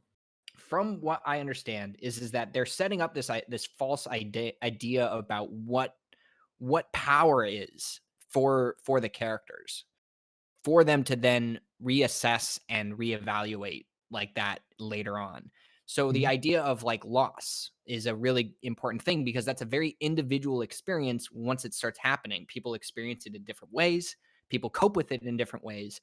And the Mhm. entirety of what, let's say you use Sephiroth as an example, the reason why Sephiroth is an interesting villain in the context of remake specifically is because in the past, his strength has come from Cloud suffering alone. But now his power comes from the suffering of everyone.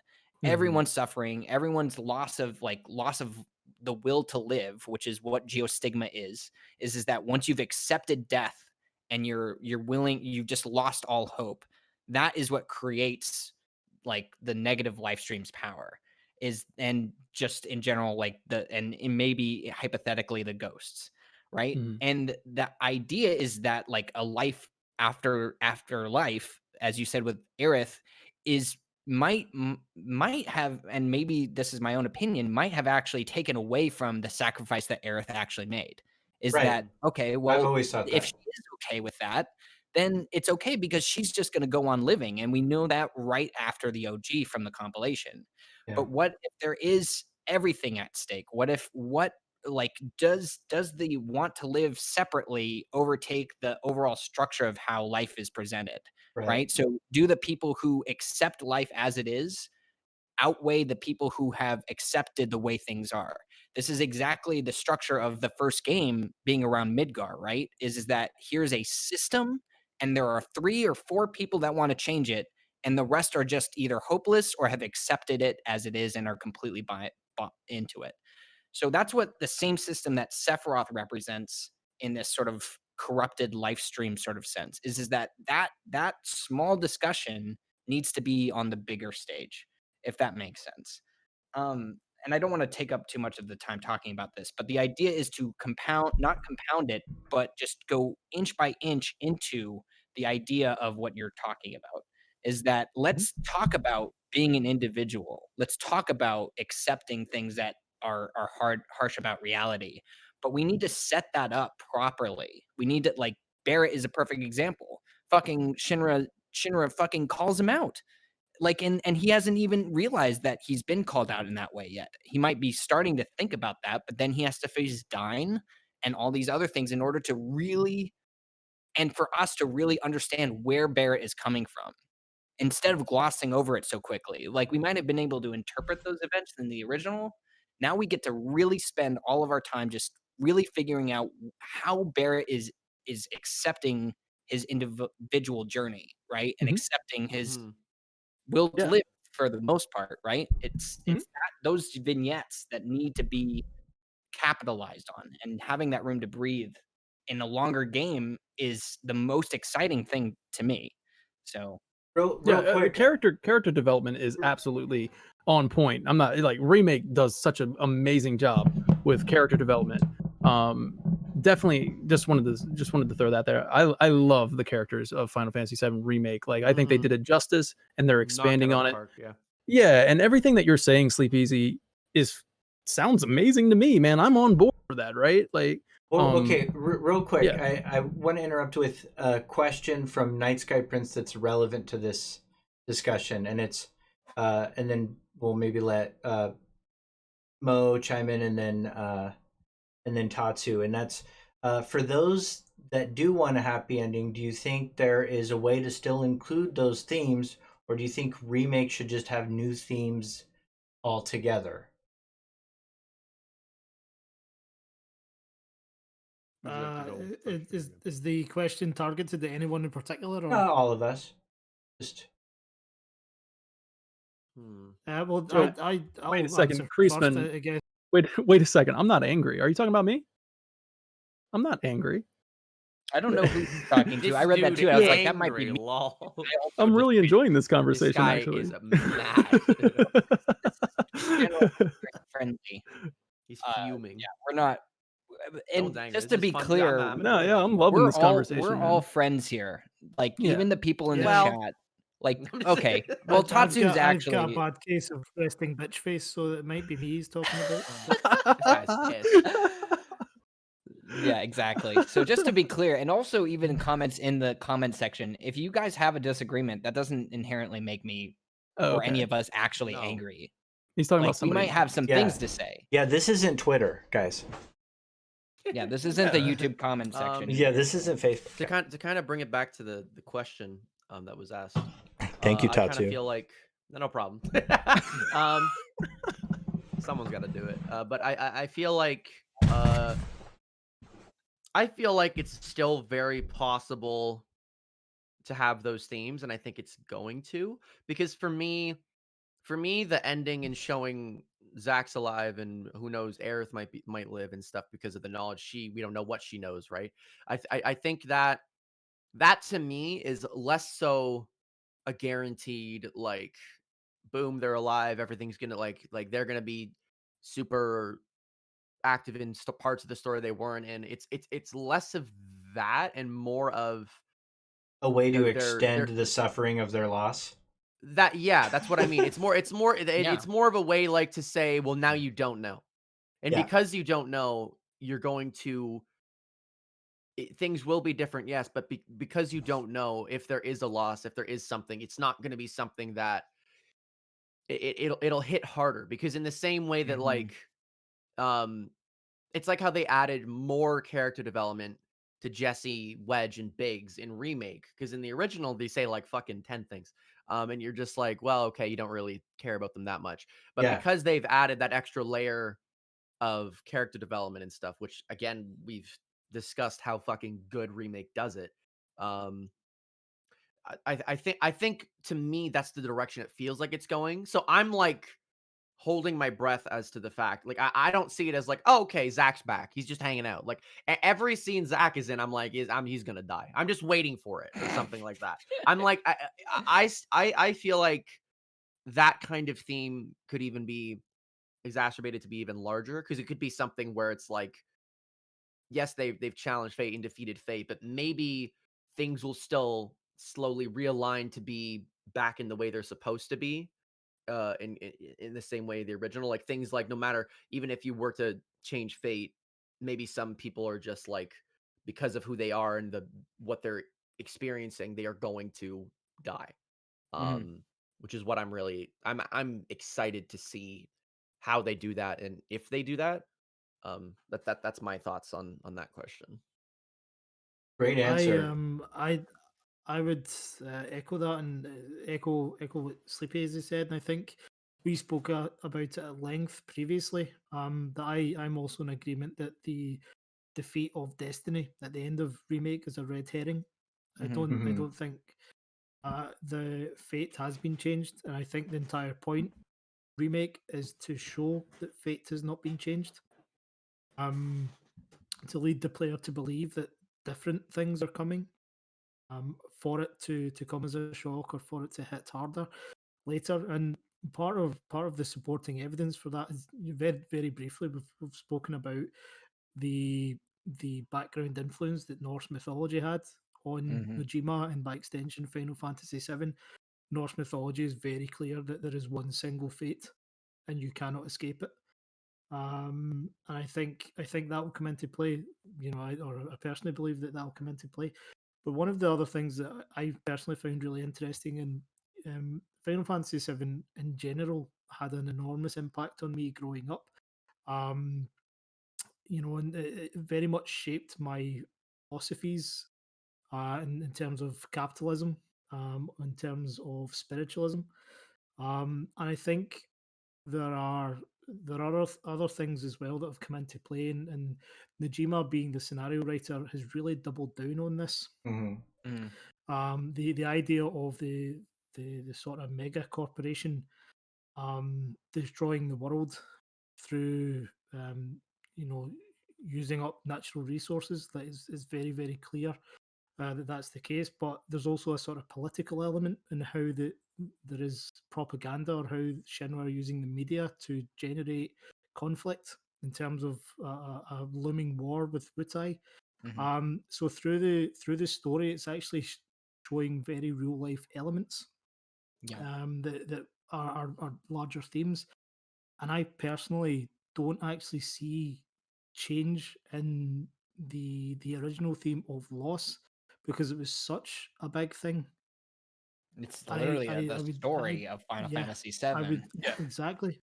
I Mhm. would kind of echo what Sleepezi said, that the whole thing here is remake is setting up a Right. situation where once it happens, it's going to impact you all over again the way that it once did, because you cannot just act for act, scene for scene remaster Final Fantasy VII and expect that this will have the same impact.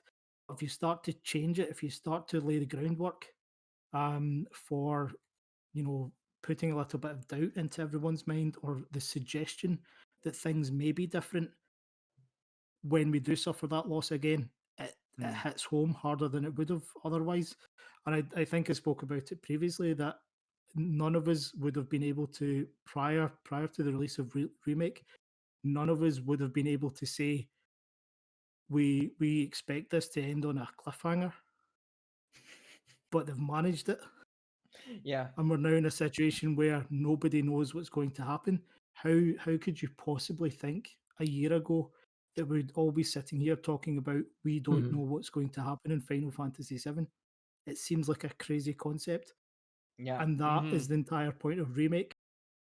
But you could But also I say that think uncertainty is kind of what makes fans uneasy, right? That uncertainty that it did leave with Absolutely, yeah. that yeah. cliffhanger. Oh Well, yeah, We're that's definitely it. A yeah. lot of people hate So uncertainty is just fear. to actually answer Yeah. Night Sky Prince's question, I don't think there will be a happy ending. I think I loss is agree. Me too neither. great a I theme to don't think so. allow for a happy ending.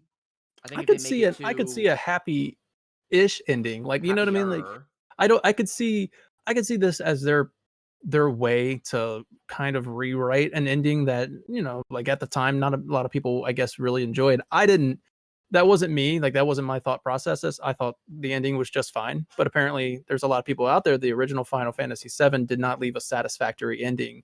But I could see them as a way to say, okay, at the end of this one, there's not going to be a geostigma. There's not going to be the planet overtaking life or something like that. Like I could kind of see. Oh yeah, humanity surviving. Yeah. Like I can kind and of see honestly, like that. what's weird about human psychology is that's inconsequential to most people. It is such a weird thing how many people, let's say Aerith dies as expected. What a complicated feeling that's going to be for people who are somehow relieved by her death. Like it's a weird thing that we're exploring, and so it's really going to be an interesting experience to see what the fan reaction is to whatever happens. I feel like it's a bit silly even to try and dismiss the feelings of people who are concerned Right. or obviously are experiencing something where they're like, well, I'm very worried about this. Because it's like, imagine if I were to make you a cake, right? And I give it to you and I'm like, what do you think of this cake? And you're like, this is the best cake I've ever fucking had. I love it. 10 out of 10. And I'm like, okay, I'm going to run to the kitchen real quick. I'm going to change some stuff. And you're like, whoa, wait, what are you going to change? It's like I already like the cake. You don't Wait, have are you to gonna over-sprinkle it? Because the You're gonna- sprinkles on like, this are I- good, but maybe it's the like you don't need to frosting put you're gonna add? more. Right. It's like and So I'm trying to Mo, imagine a scenario where the chef is like, "Shut up." Like, why are you worried? Why are you We're just- like? Are there other people who like We're the just cake? Who are like, adding whoa, flavors just to the cake. yeah, Yeah. it's like why? Of course, you'd be concerned if they're like, "Oh, you think this meal is perfect? I'm gonna change stuff." Even if those changes come out, even if you come out the other end of that meal being like, it tastes "Damn, pretty these good." changes, like that was damn, I'm satisfied. That was better than the original cake." Yeah, But you're still going I to be think to uncertain. not, Yeah. yeah, that moment while think you're to- in the kitchen, I'm going to be nervous as hell. And yeah, at that's this- what I mean, and and at that's like this completely point- understandable to be upset with the people who are like, "Why are you changing a thing?" To be upset with them. Damn. I Yes. thought my New Hope Ridiculous. analogy was good, but man, the cake Yeah, thing though. there that are too takes the many cake ghosts literally. in Is Two this just fantastic- going to be like a yeah. competition for the best analogy? That was the. I mean, what is the? And okay, I also do want to. I know it's kind of been clarified in chat a little bit, but I do want to clarify something about Final Fan TV, and that's that he is doing us a service by kind of he's being representative of a position that he only kind of has. Like he generally has I think a positive reaction to remake. He's excited about where things are going, but he's put himself in a position because we've asked him to be representative of a very large portion of the fan base that felt disappointed, and that's kind of going against his probably core nature. He's just doing that out of the kindness of his heart. So he's not angry. He's awesome. So just keep that in mind. Oh, In no way do I don't do think we anyone also here feel wants uncomfortable with what he's saying either. So just I to- don't think I I do. don't think I a do. discussion should Shut be up, Mo. I'm really angry with Dan. Shut your mouth. I think Well- if this was just like an echo chamber of like, yeah, great, good, yeah, love the direction, good. Like if it was just that, it Yeah. would.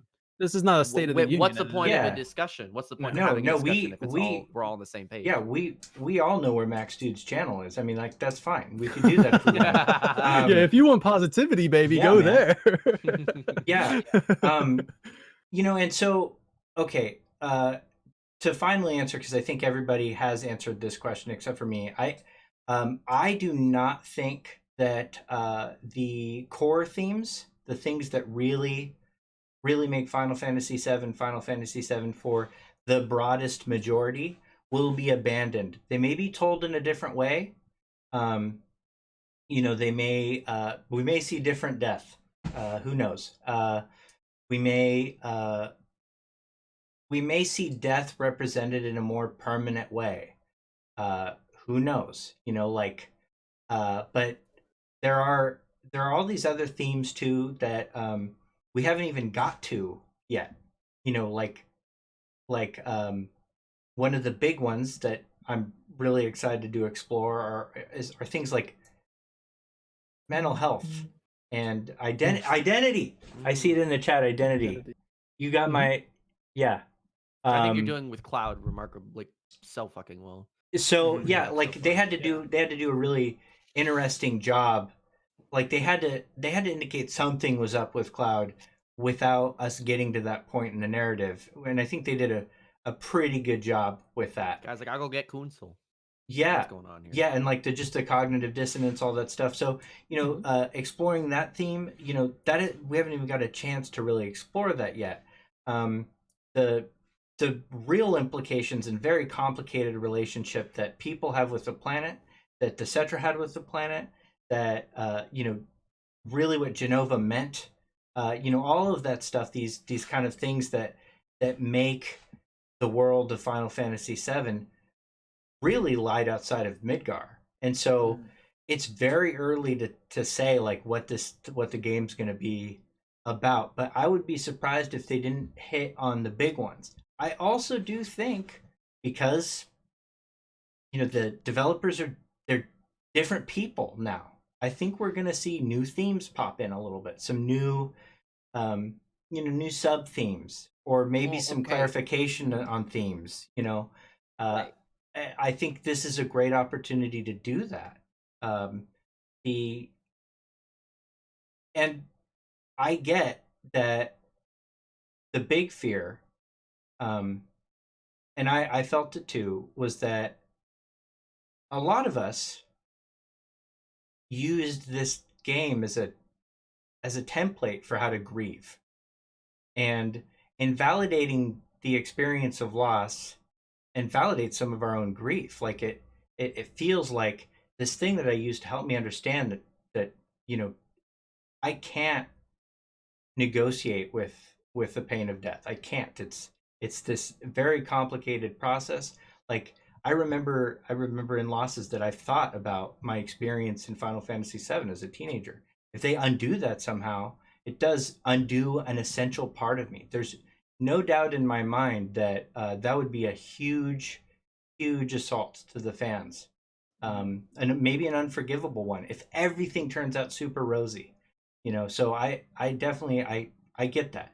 I think it is too early to say that that's what's happening, but I do understand that people are apprehensive and unwilling to go through the journey of finding out if it delivers. That's totally fair. If I can jump in really quick, I think that knowing, so you said like a template for grief, and I completely agree with that. I think that conversation, especially as somebody gets older and older, and I'm not like in like Nobuo Uematsu is actually a perfect example of this, where he's not making full-fledged soundtracks anymore after like the new Sakaguchi game.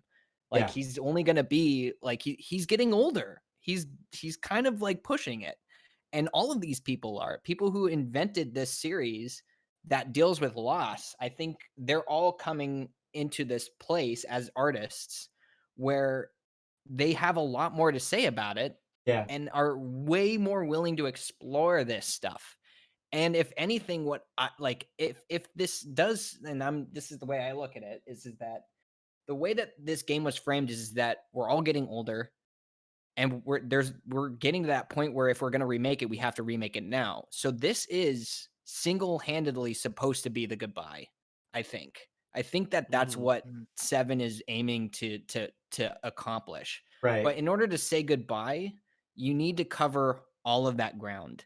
And right, I think the complication of what loss is in a world that we live in today, and with all of the things that are more subtly introduced in 7, need to be as thoroughly explored as possible. And I think that's the end game here, is to just understand like that there's so much more more into play with individuality, right? Is that like in a society, how do you even find that out for yourself? In this structure, how do you find that for yourself? How do you find yourself you're dealing with things that you can't emotionally express or explain? How does like maybe religious aspects in Cetra, like in the Cetra being introduced in the way that they might be, hinting at my Structure 5 series, go watch that. Sleepezi. Quick plug. The point is that like there are all of these things that like people might see as allowing yourself to express yourself but maybe are hindering it at the same time. So you have people who buy into the Shinra mentality, people who are against it, or hopeless in it. It's like we need all of these avenues of how these people, because they're all separate characters, all coming from separate backgrounds, they all need to express that avenue into self-expression and acceptance of who they are and identity, right? And then all how they experience that and retain that and don't want to give it up, and the value of it. The value is what we all want, is just to express the value of individuality and that journey. So Yeah. Yeah, I would agree with that, but there's actually one thing I'd like to go back to, that Clark spoke about, and it's how the remake actually addressed mental health. Mm. Um, I'm sort of on the fence about that one, and one of the Mm. reasons is that part of my day job is actually to be quite clued up on mental health, and there's a couple of things that sort of jumped out to me, and on in general, I think they did a pretty decent job in how Cloud's identity, or sort of failures in how he identifies himself, is represented. But there's a few things that they either got wrong or they've been very deliberate about. Mm. And I want to sort of give you an example of that. Right at the beginning of chapter two, when Cloud, or when the highway collapses, Cloud looks up at a burning building and has one of his flashes. Now, that's indicative of sort of post-traumatic stress disorder, where his trauma has been triggered, and it sort of roots him to the spot, and he's filled with panic and he's filled with anxiety. And that's what you would expect to see with someone who, for all intents and purposes, the Nibelheim incident is relatively fresh in his mind, because what's not been revealed in the remake yet is he actually has amnesia for the last 5 years, which means that in his mind, he has not actually moved on too far from the 16-year-old boy. yeah, you get Even that if, even if he impression. had, even if it was the 5 years later, there's still that trauma of what happened to his hometown, what happened to his mother and his house, and you see that, how it's affecting him. Now, immediately after that, he hallucinates Sephiroth. He hallucinates the burning Nibelheim as he's walking down the streets in Sector 8. The houses of Nibelheim appear. Now Mhm. that's not PTSD, that's psychosis, that's something Mm. totally different, Mhm. right? Which is Mhm. absolutely fine. You can have both of these conditions in tandem. But what has happened here is that they've been very careful to say, look, Cloud quite clearly has PTSD. Cloud quite clearly has moments of psychosis, which is not, you absolutely would expect in this particular situation. But if there are going to be elements introduced where Cloud sees something on fire, that's going to trigger his PTSD. The same thing is going to apply for most instances of he sees fire, Mm. right, or Mm, an explosion of that nature. Mhm. Right. right. So here's a question: why did they change the first materia that Cloud has?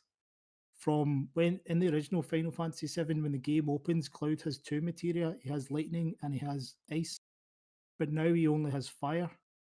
Why did they do Mhm. that? In the original Final Hmm. Fantasy VII, the first summon materia you get is Chocomog, then Shiva, and then when you get to the cargo ship, you get Ifrit. Mo, this is why Why we is the have you first on. summon that is given? Why is the first summon materia given to him by Jesse? Ifrit. Mhm. So two situations, not one. One might have been an oversight, but we've got two situations here where the Mm. first materia given to Cloud is fire, Mhm. Mm. and they I have could see. specifically shown you. Mm. So that's when I'm talking about how they're handling mental health. Yeah. There's either they've done that very deliberately, or they don't understand mental health enough to say we Which should is not have also a given him fire. possibility. Yeah, it's I also a could possibility. see. Yeah. Well, I could see. Um, kind of arguing just the game design perspective of it outside of the lore, because I can Mm. completely understand. It's like, why would you start him with lightning and ice, and there's clearly an emphasis on what people are weak to.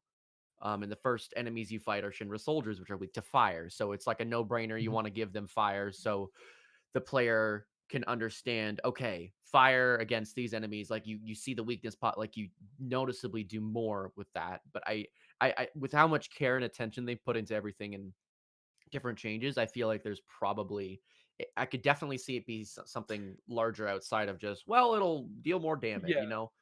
If Um, there's one thing I've learned from reading Mo's book, The Norse Myths That Have Inspired Final Fantasy VII, please check it out. And Amazon stores now. There it is. If there's one thing the I've plug. learned from reading that book is that even item placement and materia placement in the story is Yeah, very, very key to some sort of reference.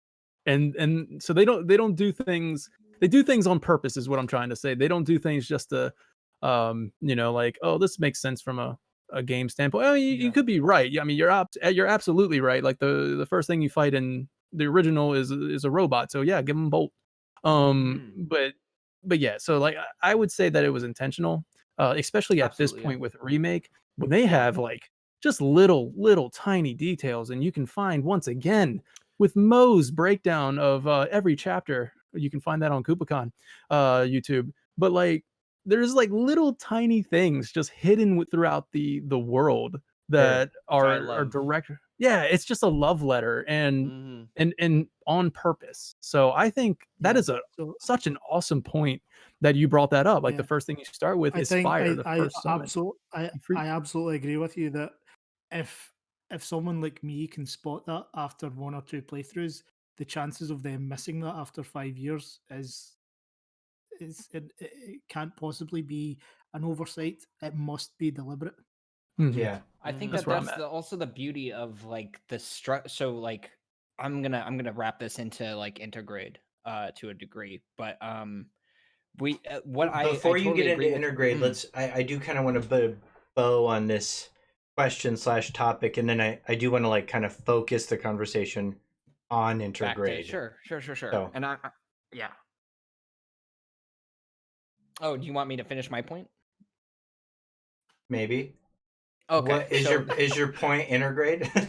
I was my point was to say to specifically to this particular interesting details like Yeah.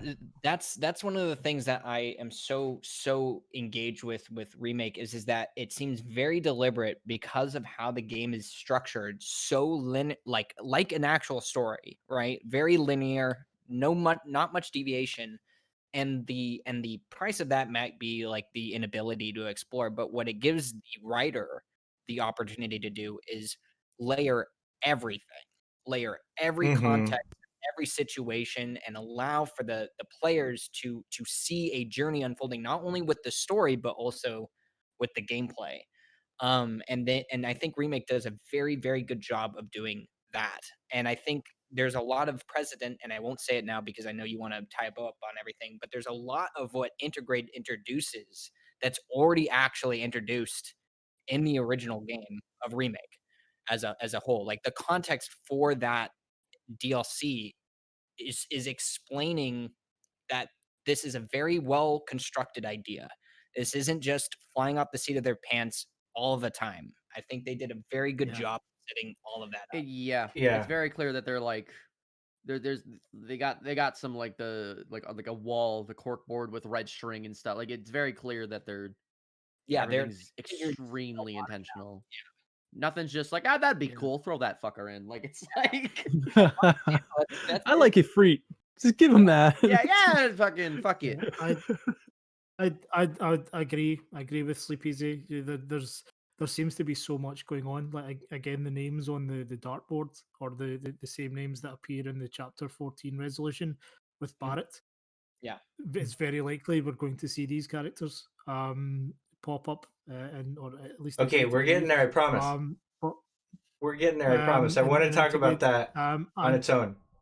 and okay, and the other thing is, that really caught me out is that so many times throughout remake, you get hammered with, okay, Avalanche and Wutai are working together, Avalanche and Wutai are working together, and Mhm. it's portrayed in the remake as propaganda by Shinra, Mm. and then all of a sudden Integrate comes in and, okay, actually they are working together. It's not just propaganda.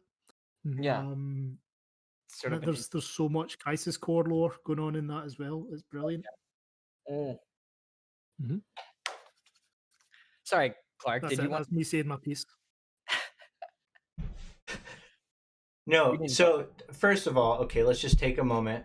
This has been really incredible. This conversation so far has been really, really fun.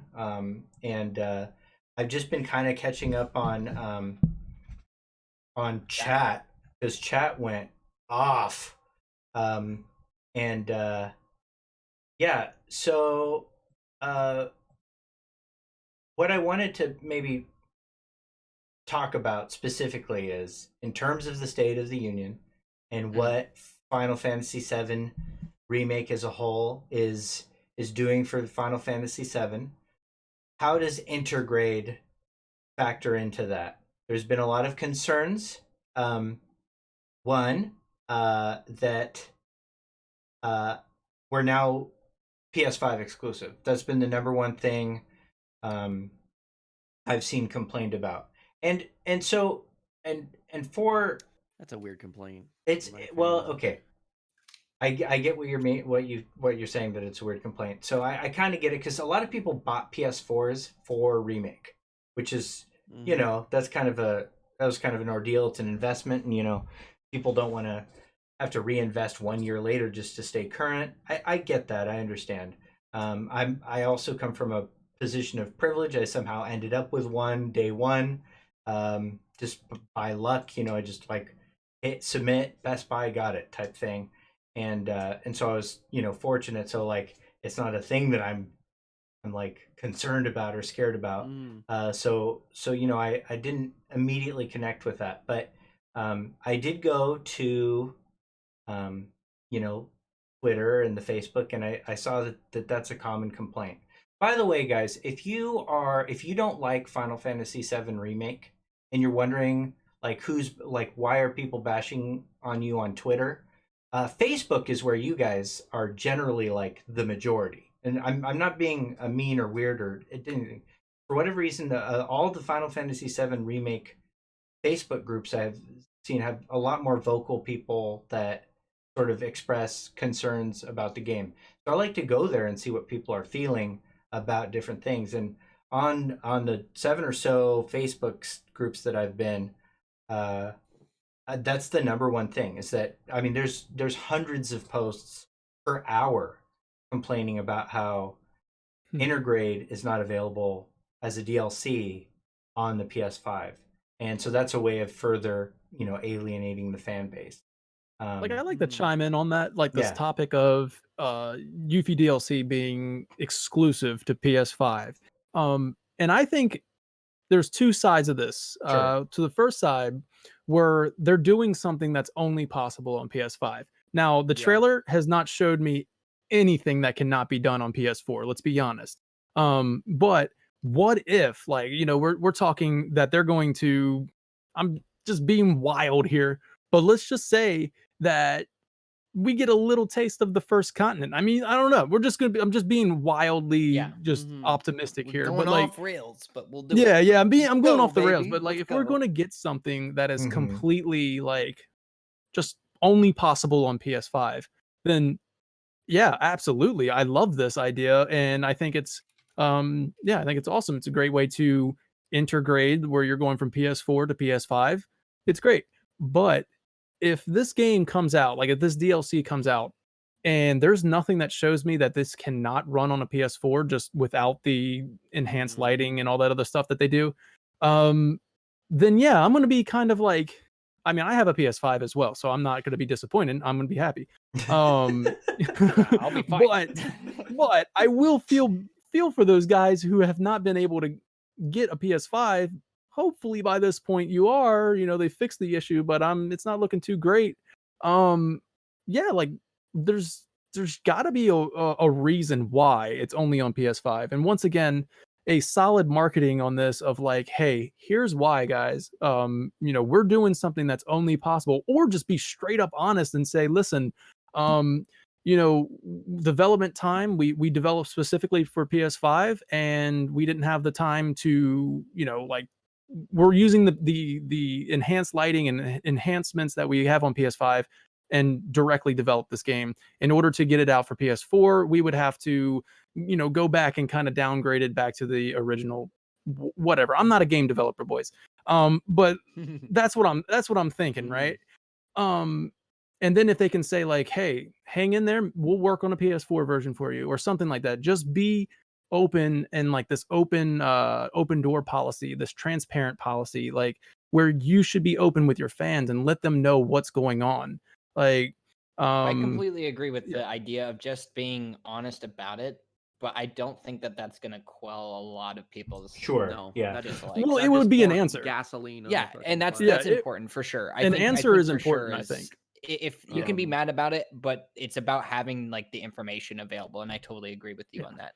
I've even I don't have an issue with this at all, if I'm going to be Well, completely honest. yeah, I but I that's can I don't because have an what? issue either, but Yeah. I have a PS5, so I don't Well, know. Yeah. I don't yet have a PS5, and I don't have an issue, and I think it's just a marketing thing, and Yeah. yeah. I think they have to really get into a position where I think It's that just an part odd one of the choice, right? remake is it's not really. I think part one of these remakes, the only one that's going to appear on PS4. I think every single future release will be Mhm. PS5. Yeah, So or it's sort of a PS6. bedding in Who the period. fuck knows? Yeah.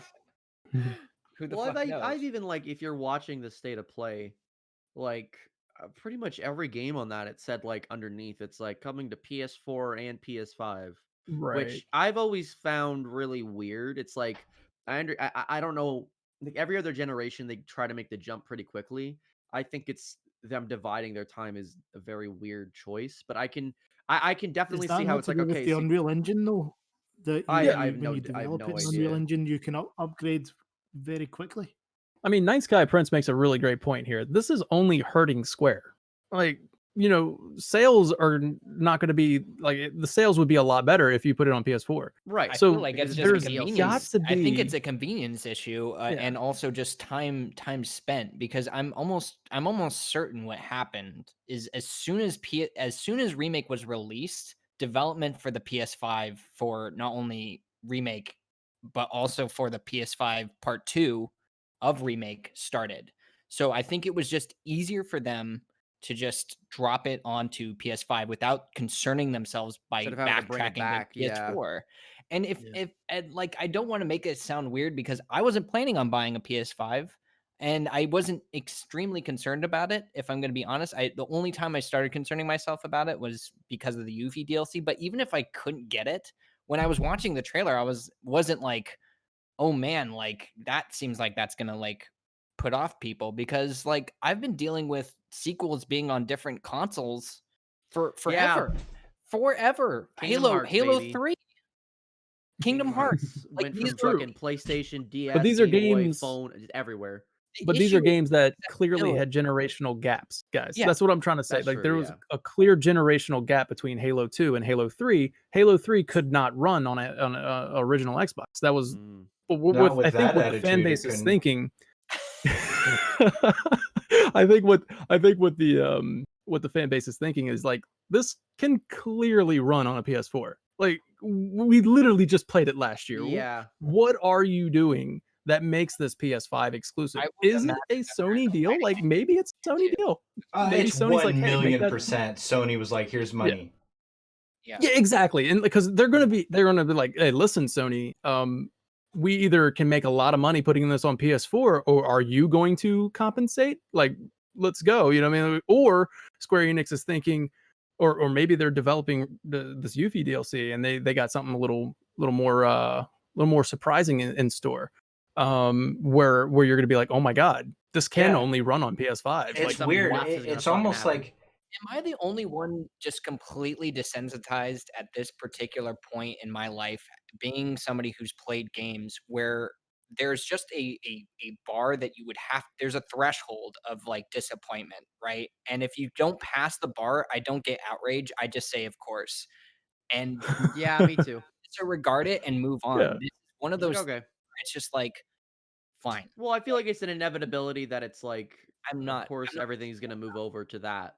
but And I it's yeah, found it weird that it's been stretched out this long, that it's like PS4 and PS5. It's like, why are you I guess that's increasing sales, but it's like I have not seen any other generation of console like try to side by side so many releases. I will admit that Which is that remake weird. came out at an awkward time in the Yeah. development cycle of consoles. And thinking about PS5, like what does the PS5 offer beyond just a greater overall through GPU throughput? It's got ray tracing, right? So what is a ray trace? What is something that could be ray traced that is Yuffie DLC exclusive? And then wait, what's in Deep Ground? Wait, Yeah. isn't there an enemy that can become invisible? Come on, man. Come on, Sleepezi. Come on. Are we getting PS5 Yuffie Go DLC just because of Shulk? I'm just mean, saying. I'm just saying that's I'm- what I'm- happened. Shulk entirely, to be honest. I'm messing around. I'm messing around. They could make a PS4 Shulk. I don't care. Just stop being weird about it. I'm not gonna like. God, I wish I knew the 100% information on this. Please correct me if I'm wrong, but I didn't see ray tracing mentioned by them. It actually wasn't, but it is visible in the trailer. So Okay. if you look at the reflections on the glass around the tree in Shinra HQ, there is ray tracing that's being there. Yeah. So okay, I think we all are generally in agreement that in terms of the PS5 exclusivity with Intergrade, that's just it is what it is. We're moving on. I'm kind of just like I wasn't like my first thought was just like, okay, gotta get that now. I was never like, how dare they? Like I was just like, that makes sense. This conversation would have concerned me more when I was younger and didn't. You weren't a have, like, YouTube star. It didn't. I mean, know, I don't wasn't know. world I feel like famous it would and- just still make you want to like if you would just like, oh, I gotta go out and get a PS5, and then you're just kind of you're Well, I missed antsy out because you can't get a PS5. I missed out on a lot of games that I was a huge fan of. Oh yeah, 100%. Yeah. Because I couldn't. Yeah, get like I couldn't get for the it latest all and the time. greatest. But there's no part of me that's concerned about this happening ever again, just because I've suffered that loss several times, and I'm just okay with it because that's just That's just part of part of it. gaming culture and the game. Like I think to expect it to be different now is a little silly. Okay, I do so agree. I Before we think move on- we've covered. Okay, Yeah. go I for think- it, I Daniel. just want to like if we're gonna move on from Intergrade altogether. No. Just that part Just of the Intergrade. PS5 Okay. Okay, so Go ahead, man. the Sorry. rest we're gonna like. We're only hour 2 of 8, and the remaining 6 hours will be Intergrade. Okay. Yes, you know what? Though I don't want this conversation to end. I'm having the best conversation. I do that want think you I've had all in a while. to recognize, however, that Mo is in GMT time zone, so it's like it's getting there in time. It's trying to see it's the clock. approaching midnight just now, yeah. So okay, but yeah, so with Intergrade, we all agree PS5. Good job, yay. I'm excited for Sister Ray Tracing. Okay. Ooh, so bad, coin so it. fucking bad. It's You so love bad. it. You love it. It's why. Jesus. It's why. Even though It's it's like why. the dad here is like fucking oh god. It's why you let me Sister adopt Ray you, Tracing. Sleepezi. Okay, Same. Intergrade. Okay, so let's talk about Intergrade, like the content of Intergrade, and Shit show, fucking Deep Ground. Who gives and a shit about that? The first thing to start the conversation on the actual content of Intergrade, the first thing that really stuck out to me is that it, at least from what we can tell so far, it covers a time period that fits really neatly into part 1, and I think that's pretty smart. I think that's a really it's a really sharp way to do things in terms of DLC, not not making some weird side story that's totally disconnected from the narrative. It seems to have like a passing effect on the narrative, but we don't really know what that is yet. I also think that it's a very fascinating title that they chose. One, it's typical Nomura just choosing a weird name nonsense, but it's also, he talks about why he chooses it, and he chooses it because it's supposed to bridge the gap between parts. And I find that to be a super fascinating title. I also wanted to just bring this up. It's a biological term, and for whatever reason, I've been studying the reading habits of Kazushige Nojima, and he's been reading a lot of Dawkins recently. Richard Dawkins, who's probably more famous in the mainstream for being like an outspoken atheist kind of guy, like the God Delusion and stuff like that. But really, he's more. I mean, he's he's dedicated priceless amounts of academia to the field of evolution, and in some books that Nojima has been talking about reading within the last year, it's about the only place I've ever seen the word intergrade. So I find that really interesting that they're bringing in this evolution concept into the idea, this natural selection concept into the idea of remake and how it Am works I in the am I DLC. not am I not in terms of the actual specifications of the word? Am I not right in thinking that it's an evolution of two things coming together to create a new life form or a Yes. new form? So it's quite so when you talk about an integration of old and new becoming something different, Yeah. which is effectively what remake is. So it's very particular Yeah. about what the biological meaning of that is. So that I found that really interesting. Also, I mean, who saw Yuffie coming? Like, or Yuffie coming? Like, I don't think anybody was like, oh man, this is definitely gonna be Yuffie DLC. Everybody's, oh, Tifa DLC, yay. So this was a big deal, and I think they're given the hours and hours that Sleepezi and I have like curdled through footage, there's some good precedent to say that this may have been planned since the beginning. Can I please? Can I please? You go last. Okay. What? You've been bent. Just because I this wanna was hear what he has to this was say. the thing I wanted to bring up Damn, before. man. I know, the I know, I president. know, I know, Yeah. I know. We'll start with Go ahead. Tatsu. Okay.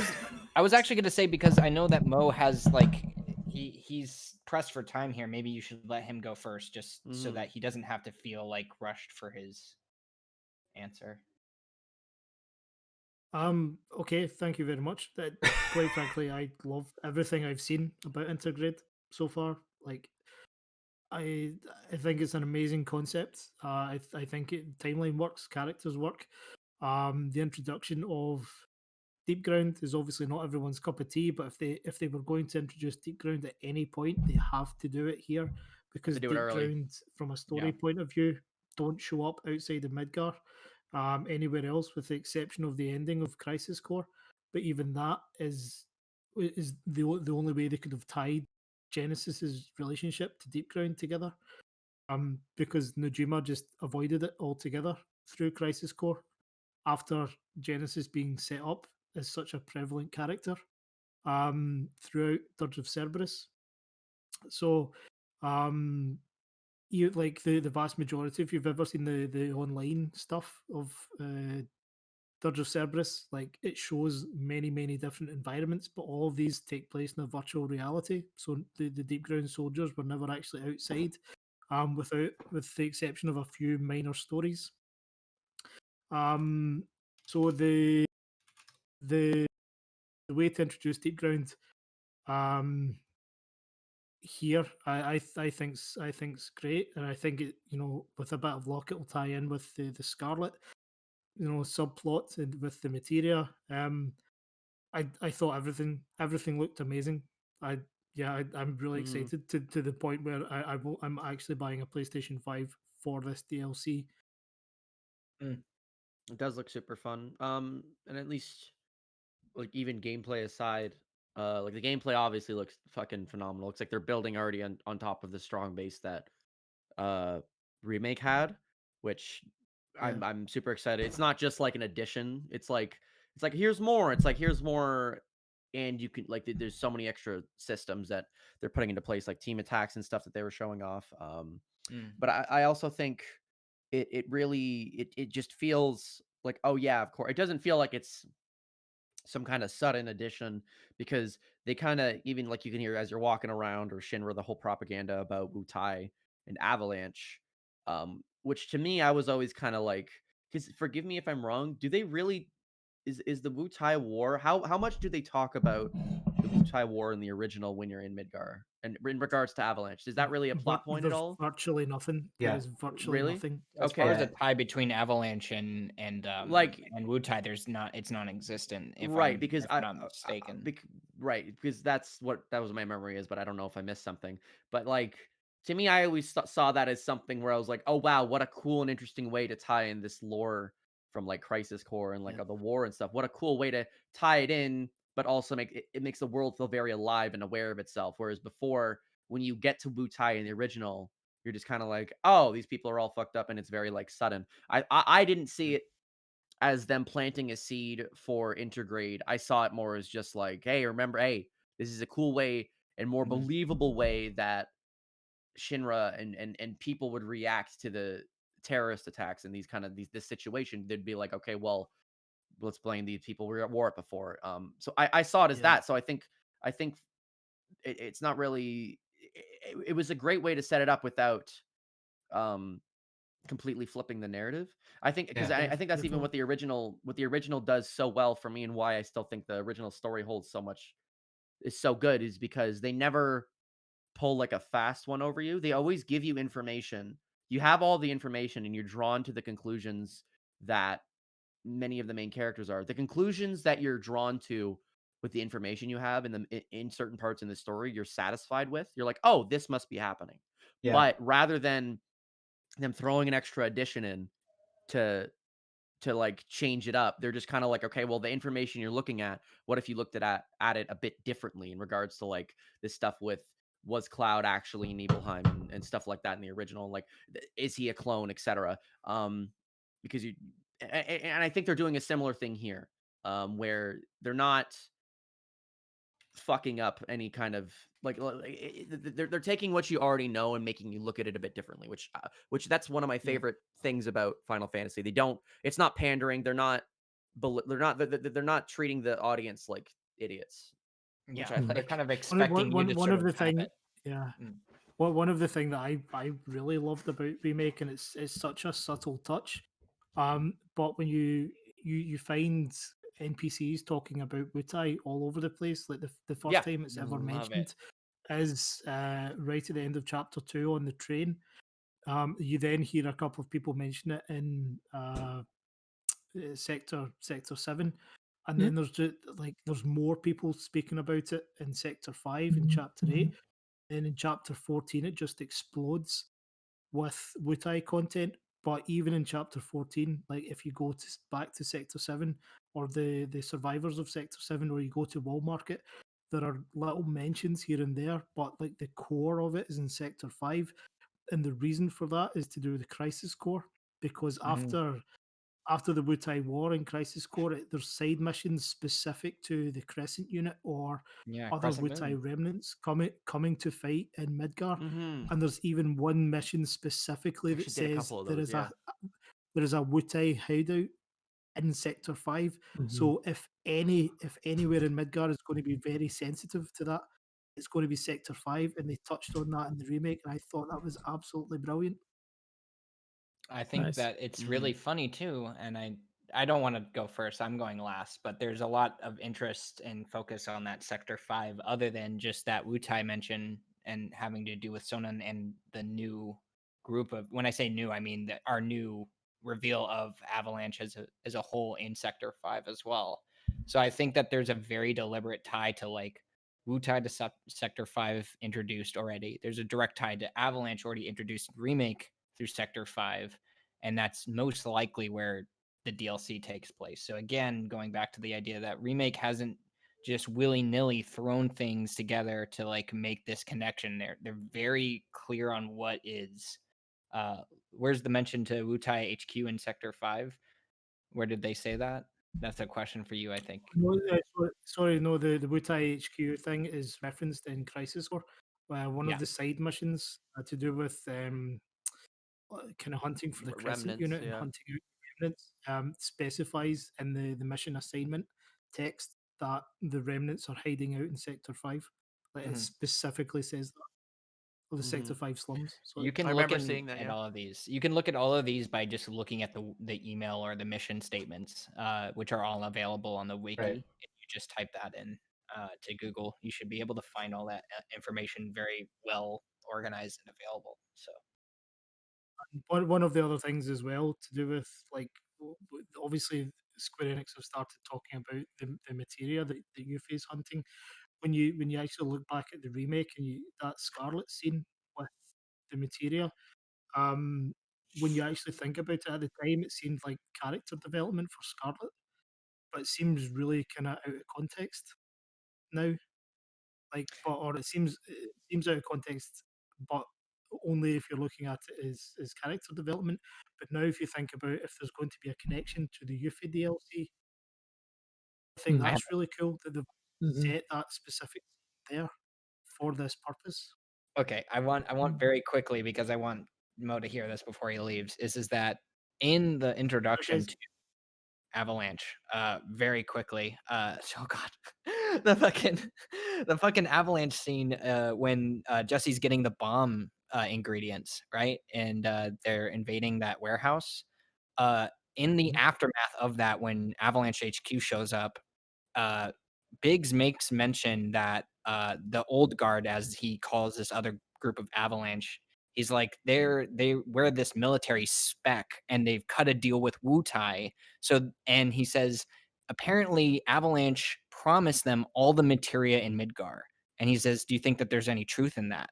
So the point that is made there is that Wu Tai struck the deal with Avalanche. They gave them the military spec gear for information. This takes place one day before Yuffie's arrival. This dialogue. So presumably, what's happening is that Yuffie is going to Midgar because she has information directly from Avalanche where this materia is located. And there's a lot, like Mo said before, is that there's a lot of context for a lot of materia to be in Deep Ground with Scarlet. There's a lot of just little hints and nods to that as well. So I just wanted to really quickly communicate that because I thought that again, there's a lot of like Easter eggs slash expansion of the lore that's already in place in remake to have this other episode perfectly set up for all of this to go down. So yeah. Mo, I know that you have to Mhm. be taken off here soon. So in the Twitch chat, I did throw out if anybody had any final questions for you, and I'm just gonna read some of those to you now. One is Sure. from I'll GGL. double check that I do actually have to go, but yeah, Okay, you yeah. what? Go ahead. Sorry. Yeah. Uh, Baby's crying. I was going to say I'll double check with the babysitter that I do actually have to leave. Mhm. So that's what my okay. life has come Well, to. hey, I mean, we'll take you as long as we can get you. But Gene GL 123 would like to know if you are going to voice Kate Sith in the DLC. No, simply because his accent is an absolute bastardization of my own, and I wouldn't lower myself Oh, to Is that it standard. bad? Is it bad that I don't want Kate Seth to be Scottish? yes, Is it yes, bad? Tatsu, it is. It's bad. Okay, well, cool. Wow. That's awesome. He's a Well, do you know what?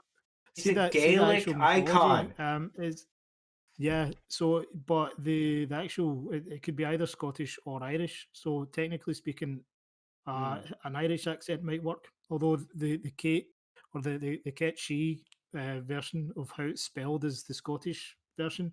But technically speaking, an Irish accent would work. So if we have any famous Irish voice actors out there who all of a sudden seem to be listed on IMDb um, Ah, for the remake, keep an eye out for oh, that. oh. But I'd no, love to hear Mo with that like just upbeat like Scottish personality. Like No, not even upbeat. Not even upbeat. Just make Kate Seth I just know, like Just Just wailing, be whatever. you. just this Just really just grumpy so bastard. sullen. yeah. I'd honestly, Seems I'd to be- love that. The next question is, how do we get his accent? How do we get Mo's Uh, accent? Yeah. genetic open. modification. Okay, so we got to get some Alternate timelines. integrating. Cells. Crisis Core lower. Alternate time. Okay. Good one, yeah. Any more Genova Final cells. Fantasy VII books coming? Okay.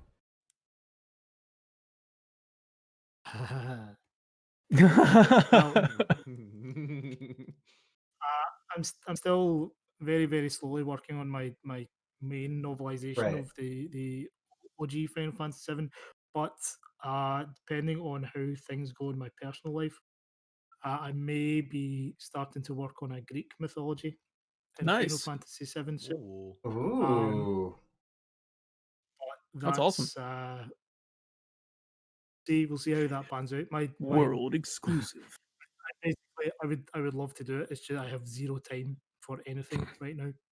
That's Except this conversation.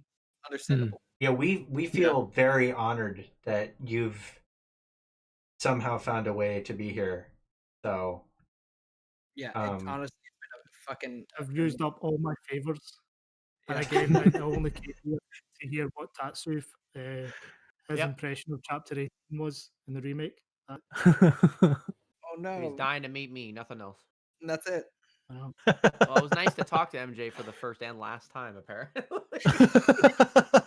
Before he goes into the void. okay. So before you go check to see whether or not you're allowed to be here or not, Miss Weinrib asked a really good question, and I just have to ask you, and it's, could MJ give another example of mental health being shown inaccurately that seemed interesting?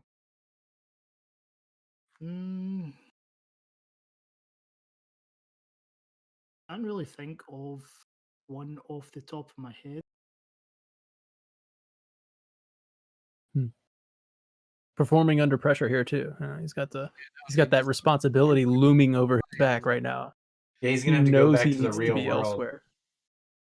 There's no concrete examples. You don't have to force yourself to be like, wow, this What- scene maybe. Like, Like, you don't have to like.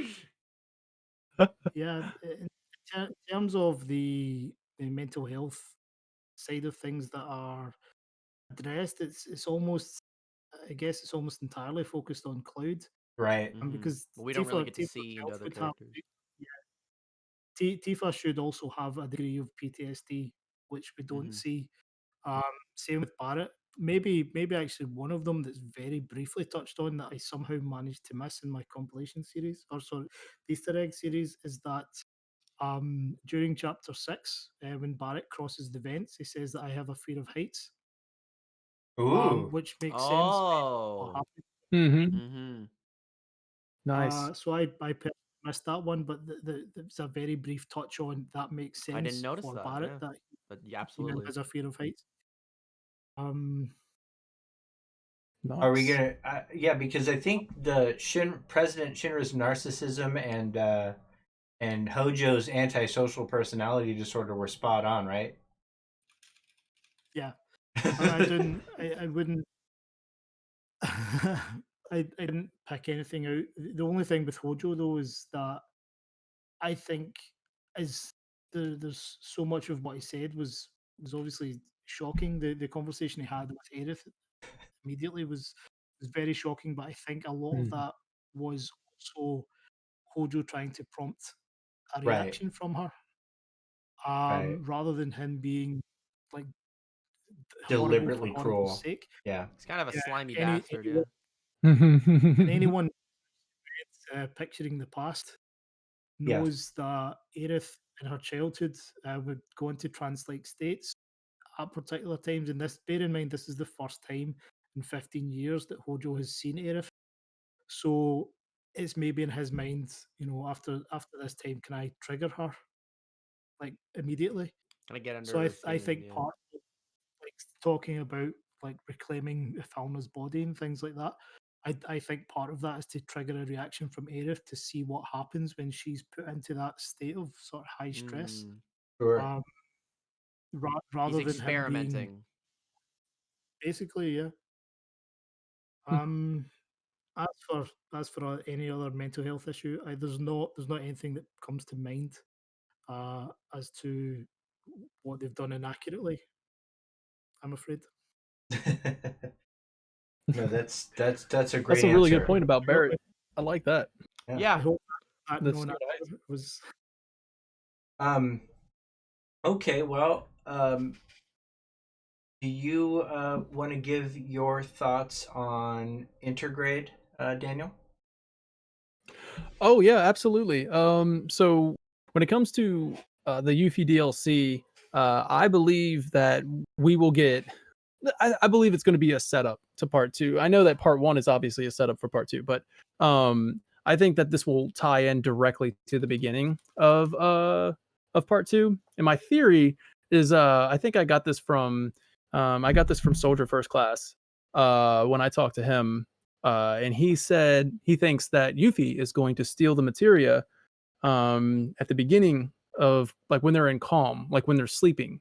And I thought, wow, that's such a really great like way to reset levels. Like, so that way, anybody who's thinking, oh man, is my progress going to carry over? Well, all your materia is gone.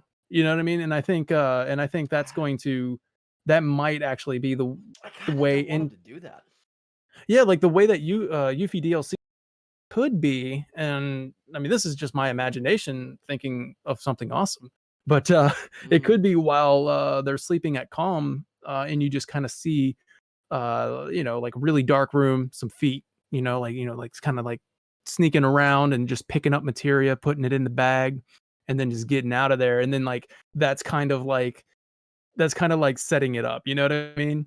Yeah. For part two when you wake up, and then that way they could also kind of get that message out there, like, hey, anybody who was thinking of like, how's my progression going to carry over? How's this stuff going to carry over? Anybody thinking that, they could just be like, here's your answer. So we've tied that over for until part two comes out. You don't have to stress about that anymore. But also, here's just a little taste of the beginning of part two, and then that's just going to get people excited. Right. I think that this information could be like, I think it could be revealed not at the one coming up next week, not at the play PlayStation Japan event.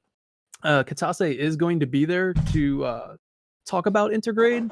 I think we'll probably see some I think we'll probably see some gameplay from Intergrade that we didn't see in the trailer. Now, Just kind of showing it off, get people excited about it. I do want to give the disclaimer that if you read the YouTube description for that video, it says very clearly no new game information will be included. However, Okay. that could just be some general statement, and I also don't see how they could possibly talk like, what are they for gonna like talk 2 about? hours. Yeah, no, I don't. Yeah. I Other don't than see what's it either. already That's been why I was I like, just not want going to to be a curb play. expectations. Yeah. And plus, it's too It we're might too far might away just be from the release. Yeah. like going because it looks like the tutorial is going to be set and the outskirts are in like the sort of the little railway warehouse and sort of yard area. Mm, So it might just be Mm. showing us everything that we've already seen in terms of the combat style. So Yeah. that's not new. It's Sure. just the full tutorial. right.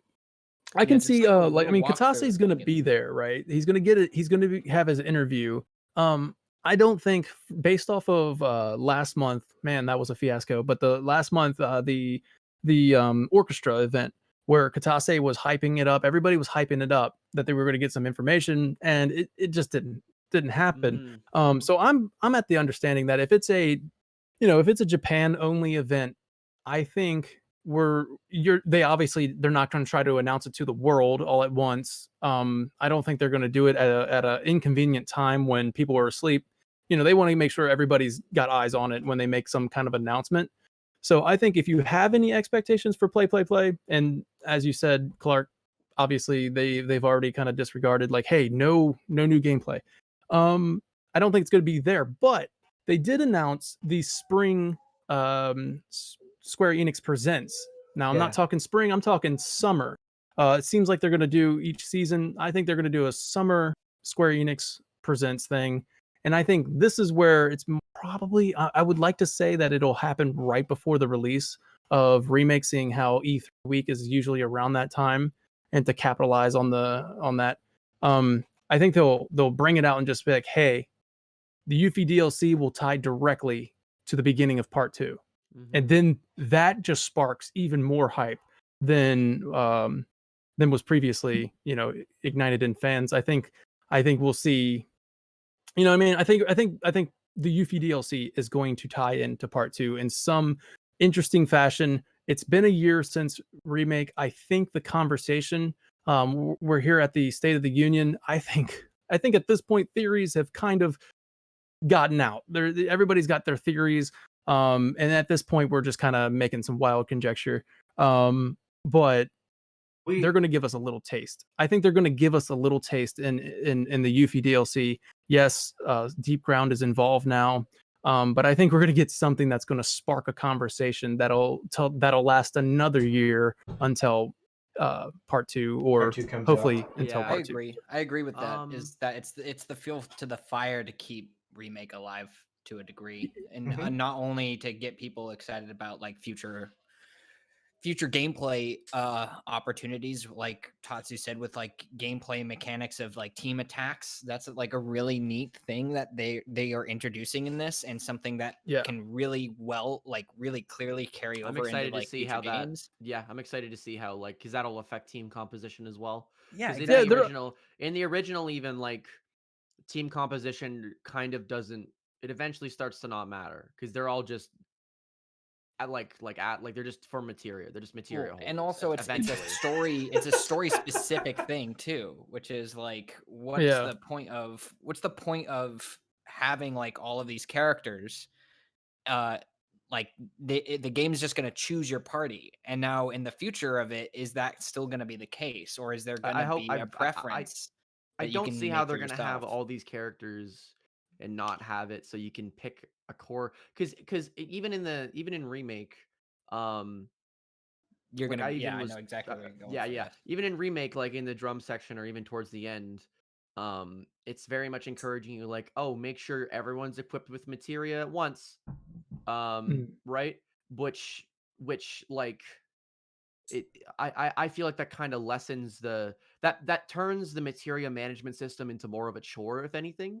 because because then you're like, okay, if I'm not playing with the materia that I want to level up at that moment, like, 'cause I have a bunch of materia on Barrett, and I don't know if Barrett's going to be on the back burner for the next fucking 5 hours. It's like, well, I want to focus on leveling up the materia he has. So it turns it, at least the way like I played the original, um, because I had gotten like all the characters like max level the first playthrough. It's just something I worry about because it's like instead of it being about a specific build you're going through with your core group of three, I think the idea of having to spread it across every single party member is going to make it more of a chore and less something that you can explore and have fun with. Mhm. So I very much hope that they don't continue. Like I can understand the way they did it with remake part one because it's like the narrative focus, and even when you're playing through the original in Midgar, you don't really pick your party. Yeah, Because I've you said don't that. have that No. choice. No, like I saw it No. I saw it as a complaint. Even it's like, oh, I don't like remake because you don't get to pick your party. But it's like, well, that's pretty Yeah, accurate. it's Like you don't. standard. It's That's standard to standard. Yeah, that Yeah, part of the story. you get absolutely. your dumb phone to PHS when you hit the world map. Yeah, Yeah. like the second is like bam, Right. then you get to pick a party member. Then it's like okay, now you can really start to explore what's going on. Mhm. Also, very quickly, just because you brought up the mention of like how are they going to reset stuff, the summon materials, I positive I haven't gotten all of them, but like of the ones I did get, they all say like type, and under type, they all the ones I had just said attack. Mhm. Were there any that listed like support or anything next to them, or was it all just attack? Because I'd think it'd be weird. Like, why are they specifying what type of Specify. Yeah. yeah, they're specifying like it's an attack materia, and The then only Yeah. one, the only one that's different is Carbuncle. Carbuncle, yeah, DLC which is only. a DLC one, right? But Mhm. I don't know what I would imagine that it says defense or support or whatever. I Right. Well, don't know right. specifically. I would have to check that, but it's the only one that's not an attack material. Right. Which I just think it's odd that they would specify it in the first part if they're just gonna make it Yeah. all one type mostly and then take it away. Yeah. I hope they find a way to move it forward. I don't know how they would that wouldn't anger people outside of just resetting it entirely. But I don't like the precedent it would set for future remakes like part like 2 and Part 3 and three. Yeah, 4, is etc. part two gonna just at the end, Do it then going into again, part level 1 three, are we again, gonna like lose? Yeah, Can't I do it. think Can't do it. no.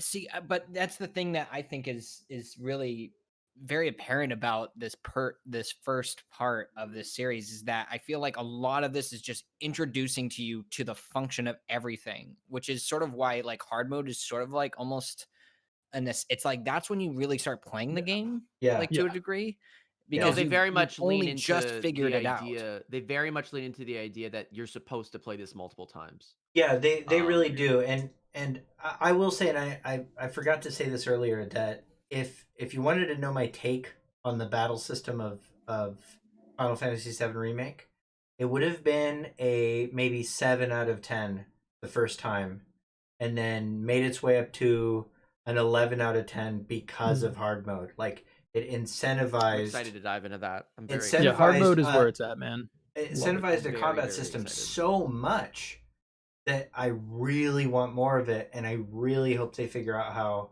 to bring it forward. And some people have like talked about like a Mass Effect style. I'm not sure if anybody's ever done the Mass Effect thing where it's like you get versions, and you do get rewarded for how complete you were, but you don't. They could reset the materia back to their base level. You could keep all of them because that wouldn't be. I don't think that'd be overpowered. Like even if you're a lower level, if you have like just a fire and not Firaga, that could be a way to Yeah, do it's a certainly. middle Yeah, I ground mean, for it. But it's it's you go certainly a fire roadblock.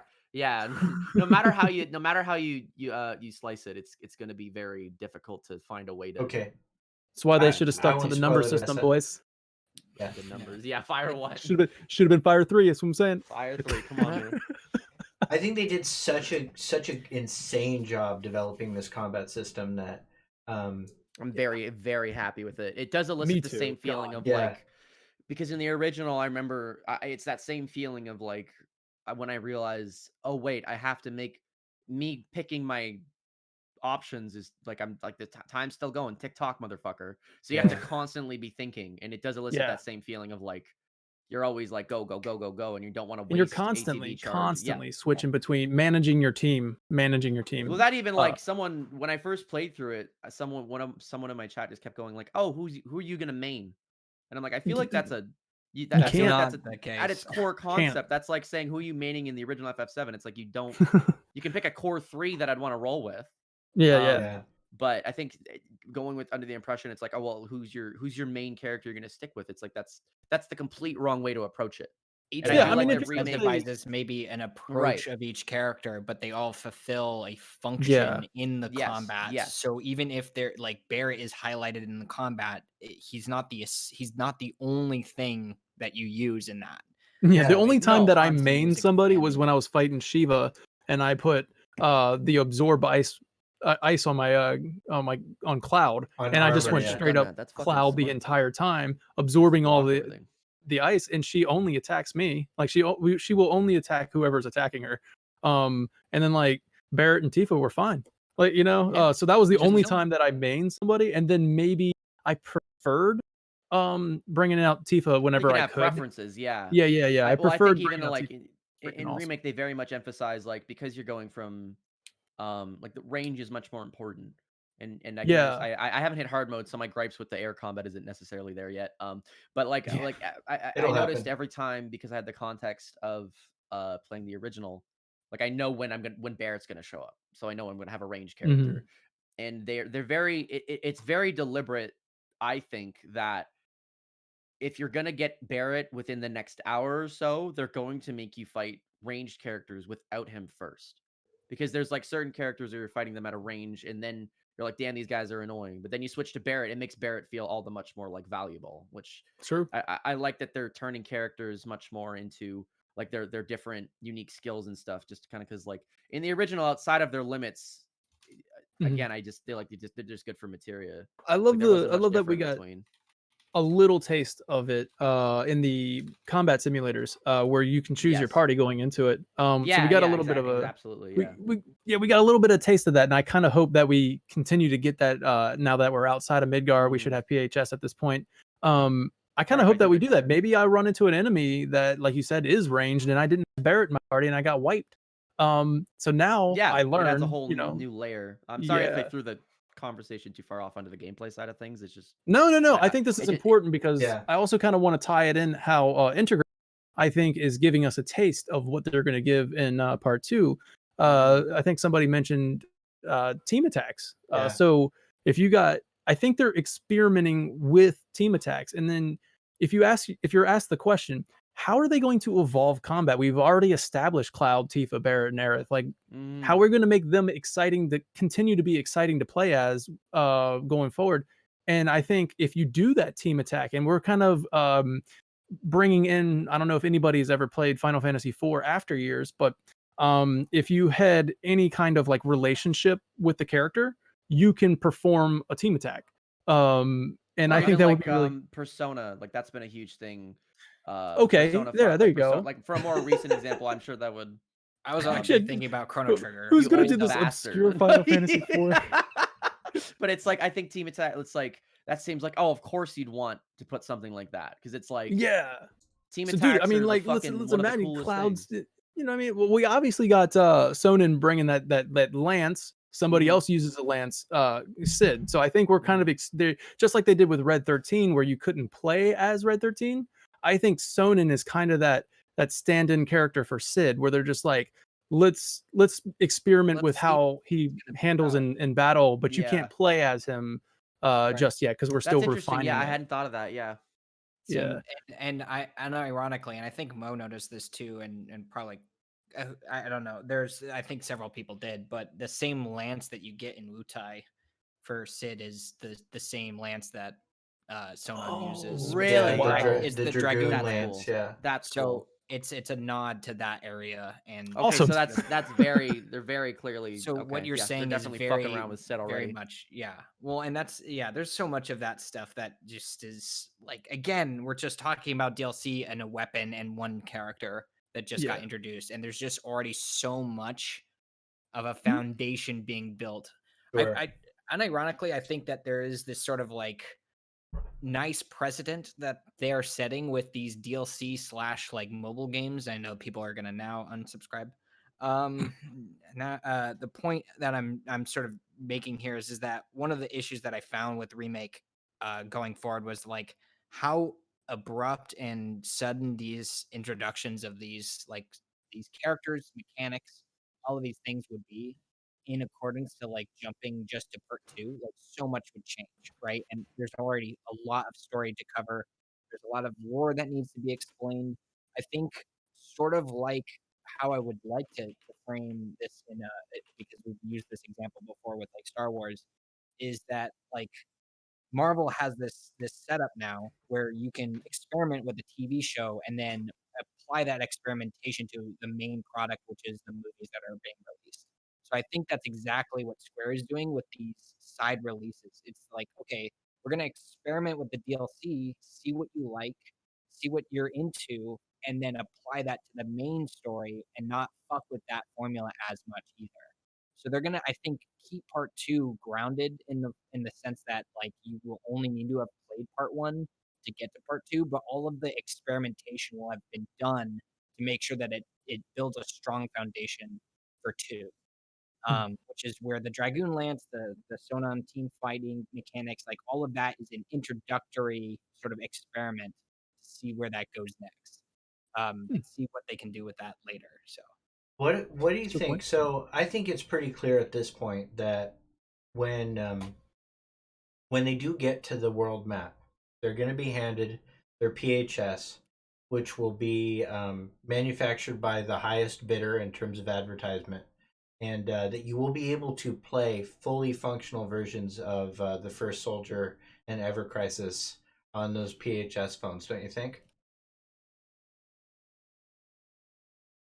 That's an interesting idea. No, it isn't. That'd be terrible. Oh my god. He's such a gaslighter, dude. I You're know, fucking I know. assaulting our hearts, dude. Hey, My heart especially. DOC hater. I hate would- this conversation. I'm gonna be honest with you. Much I rather, didn't hear that. Something I'd was much wrong with my rather headset. play it on a PlayStation 5 mobile game than an actual mobile game. I agree. so one thing about Ever Crisis too is if they do the 15 Pocket route, know that 15 Pocket Edition did come out for the Switch later, so as a complete game that you can just buy. Mm-hmm. So That's that sort of I my think that's understanding very as well. likely gonna be a thing that happens with Ever Crisis too. I completely agree. Which is another reason why it's very likely that they're going to do simultaneous episodes for the different games. We're talking rather an than, episode every month. Consecutive. Yeah, they said But it'll be an I'm gonna episode play it every on month. Blue but- Stacks anyways, so Yeah, he I'm not said playing it. that shit on my phone. So Yeah, the definitive episode every edition month of- thing. before too, Crisis, might be. before Crisis Core and Dirge of Cerberus is already broken down into chapters. Yeah, So that's not necessarily going to be an issue. But I'd like Before Crisis had 24 chapters or 26 if you actually include 2 parts of 22 and the song episode. yeah. Like Before Crisis, Crisis Core had 10. Somebody correct me on that. And Dirge of Cerberus had 12. I think again this has been a while, but DOC did have 12, to- yeah. Remember to- because to it's do like, please to get me to do 12. to do consecutive, we're talking 10 years Yeah. if you include OG in that, so it doesn't make any sense. Jesus, yeah. So it's I'd imagine that they'll do the whole thing simultaneously and then release it as one big bundle. Yeah. There's one thing just while it's popped back into my head, and this has nothing to do with what we were talking about, but I want to go back to Good. First Soldier, right? And this popped into my head earlier. When you look at the battle mechanics for First Soldier, it is really quite reminiscent of DLC Dirge of multiplayer. Cerberus online, right? Yeah. And there's a wee bit of lore there that kind Mhm. of dawned on me that I wanted to kind of raise this with you, Owen, just in case it had also You and dawned on I'm you. gonna answer your question right now, and it's gonna be yes. I completely know where you're going. Guy, I want this. Yeah, go for it. I'm so glad you brought it Right. up. So I want this. on the Shira I need this, please. and Dirge of Cerberus, there's a WRO operative who says that prior to Deep Ground becoming a sort of soldier training facility, it was an infirmary for wounded soldiers. But in addition to that, I can't remember if it's the same operative or a different operative, makes reference to the existence of Deep Ground being in relation to a special person. The special person is later revealed to be Genesis. Okay, so we know that Genesis was born approximately 30 years before Final Fantasy VII, but was never trained as a soldier until much later during the Wutai War. So then the inference is that the birth of Genesis is actually a sort of actual Genova project kind of idea. But Wutai War only started 15 years before Final Fantasy VII, which means that there's somewhere between 10 and 15 years where there is conflict that we don't know about as to why these soldiers required a secret infirmary below Midgar. Yeah, who were they fighting? Yeah. So we now have a situation where we have loads of soldiers fighting in and around Midgar 30 years ago that is released at the same time as Deep Ground and Vice references. So my prediction is the You're on the infirmary same that page. exists was in relation to the First Soldier battles. Cool. That's a cool Yeah. idea. So when at the beginning of this conversation, when I said that like First Soldier and Integrate are both like heavy DOC nods, this is sort of what I was alluding to. Because Project Zero in its entirety sort of alludes to like Mako Reactor Zero, which is where all of these sort of things sort of crept into being, the experiments of Deep Ground. But the other thing that is really interesting to me, and I want to get your thoughts on it, is maybe the enemy isn't really a real life enemy at all, because we know from the multiplayer exactly how these battles take place as well. And rather than it being actually Midgar or Calm in the situation of DLC multiplayer, it's a battle simulator just like everything else. Like in the VR simulation in Remake. So what we could They did it in Crisis Core too. Yeah, exactly. Yeah. But the idea is that Deep Ground is able to simulate like entire like towns and like just giant places, or in the case of Crisis Core with Genesis and Sephiroth, like the entirety of like the canon like sequence. Mm.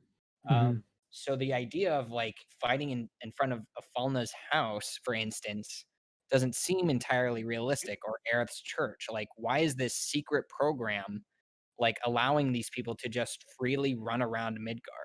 Doesn't make too much sense to me, other than the fact that that's what's happening. The Yeah, other thing, also let you. I think you meant Elmira's house, not Falna's house.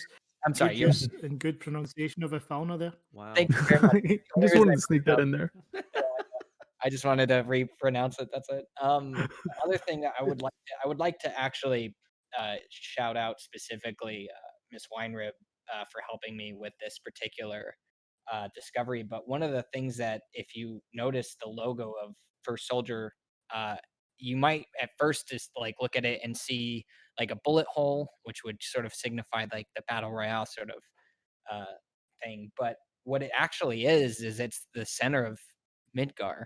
Mhm. It's Shinra HQ that's being highlighted, and that's where Mako Reactor Zero is. So there seems to be an extreme pressure, and as we know from like other compilation logos and other references, like Advent Children's logo is like the town square of like where Edge's the Genova War statue is. Um, that's all putting so much pressure onto this one area of Mhm. significance, and because we know that there's so like Nomura said, a very like loose framework for like the First Soldier, it would just only make sense for that loose framework to highlight just one area that we haven't gotten a lot of information on. Yeah. That also gives meaning to the battle royale elements of the game, like it's all just very simply connected lore wise to that one game. That's how I see it moving forward. Is that First Soldier is only to set up that time that we don't know very much about, which is like the start of that program. We also know that Genova was found in the same year that it's happening. So there's so many things that are just happening in this one pocket of time Mhm. that are very relevant to like how we get to where we do at the end. Mhm. By the way, these are massive spoilers for my next video. So like this Oh, is nice. that's what Oops. I very much, but it's so interesting to me that this one game is saying so much about a pocket of time that we just don't know all that much about. Like we haven't Mhm. seen this happen. One of the And most interesting periods of time too. yes, Yeah. exactly. Mm. That leads into like Grimoire and all this other stuff. It's It's just wild that it's a battle royale, but I mean, yeah. obviously, as we said, Ever Crisis will cover it as well. But it's just like, man, let's take one of the most interesting times of Final Fantasy lore and make it a battle And I'm royale. excited to see it goes Sephiroth straight back to the default sort of dance. standardization. Yeah. Yeah. When we're talking about Ever Crisis standardizing the lore, this is Mhm. a very good way to do it because it's Yeah. effectively Nojima getting his hands on what is a very vague time Mhm. that has been given to us. Because I'd like to think that I've studied uh, like the sort of Dirge of Cerberus and Dirge of Cerberus online timelines as much as anyone else out there, and even I'm not 100% sure what the Mm. heck was going on. So Same. So um, there's some It's clarification needed, super and Ever difficult. Crisis is going to provide that. It's super Hopefully. Um, yeah, and the pentagon. yeah. top, yeah, I think another thing that's really yeah. interesting about excuse me, First Soldier being a battle royale is that if it can become successful, like if it does get a good following, people love to dive in to the lore of like Apex, you know what I mean? Or Mhm. people want to know more about the characters. People want to know more about just more than just jumping in and having a being number one type thing. Like, so if it can become successful, it's really beneficial for them. I am just really confused on the whole. Let's just make it mobile only. I'm hoping that they do decide to bring it to consoles and a wider, more gamers who want to play on a console and stuff like that. But yeah, like I mean, mobile obviously you can get it in the hands of everyone. So there's obviously mobile is a huge market.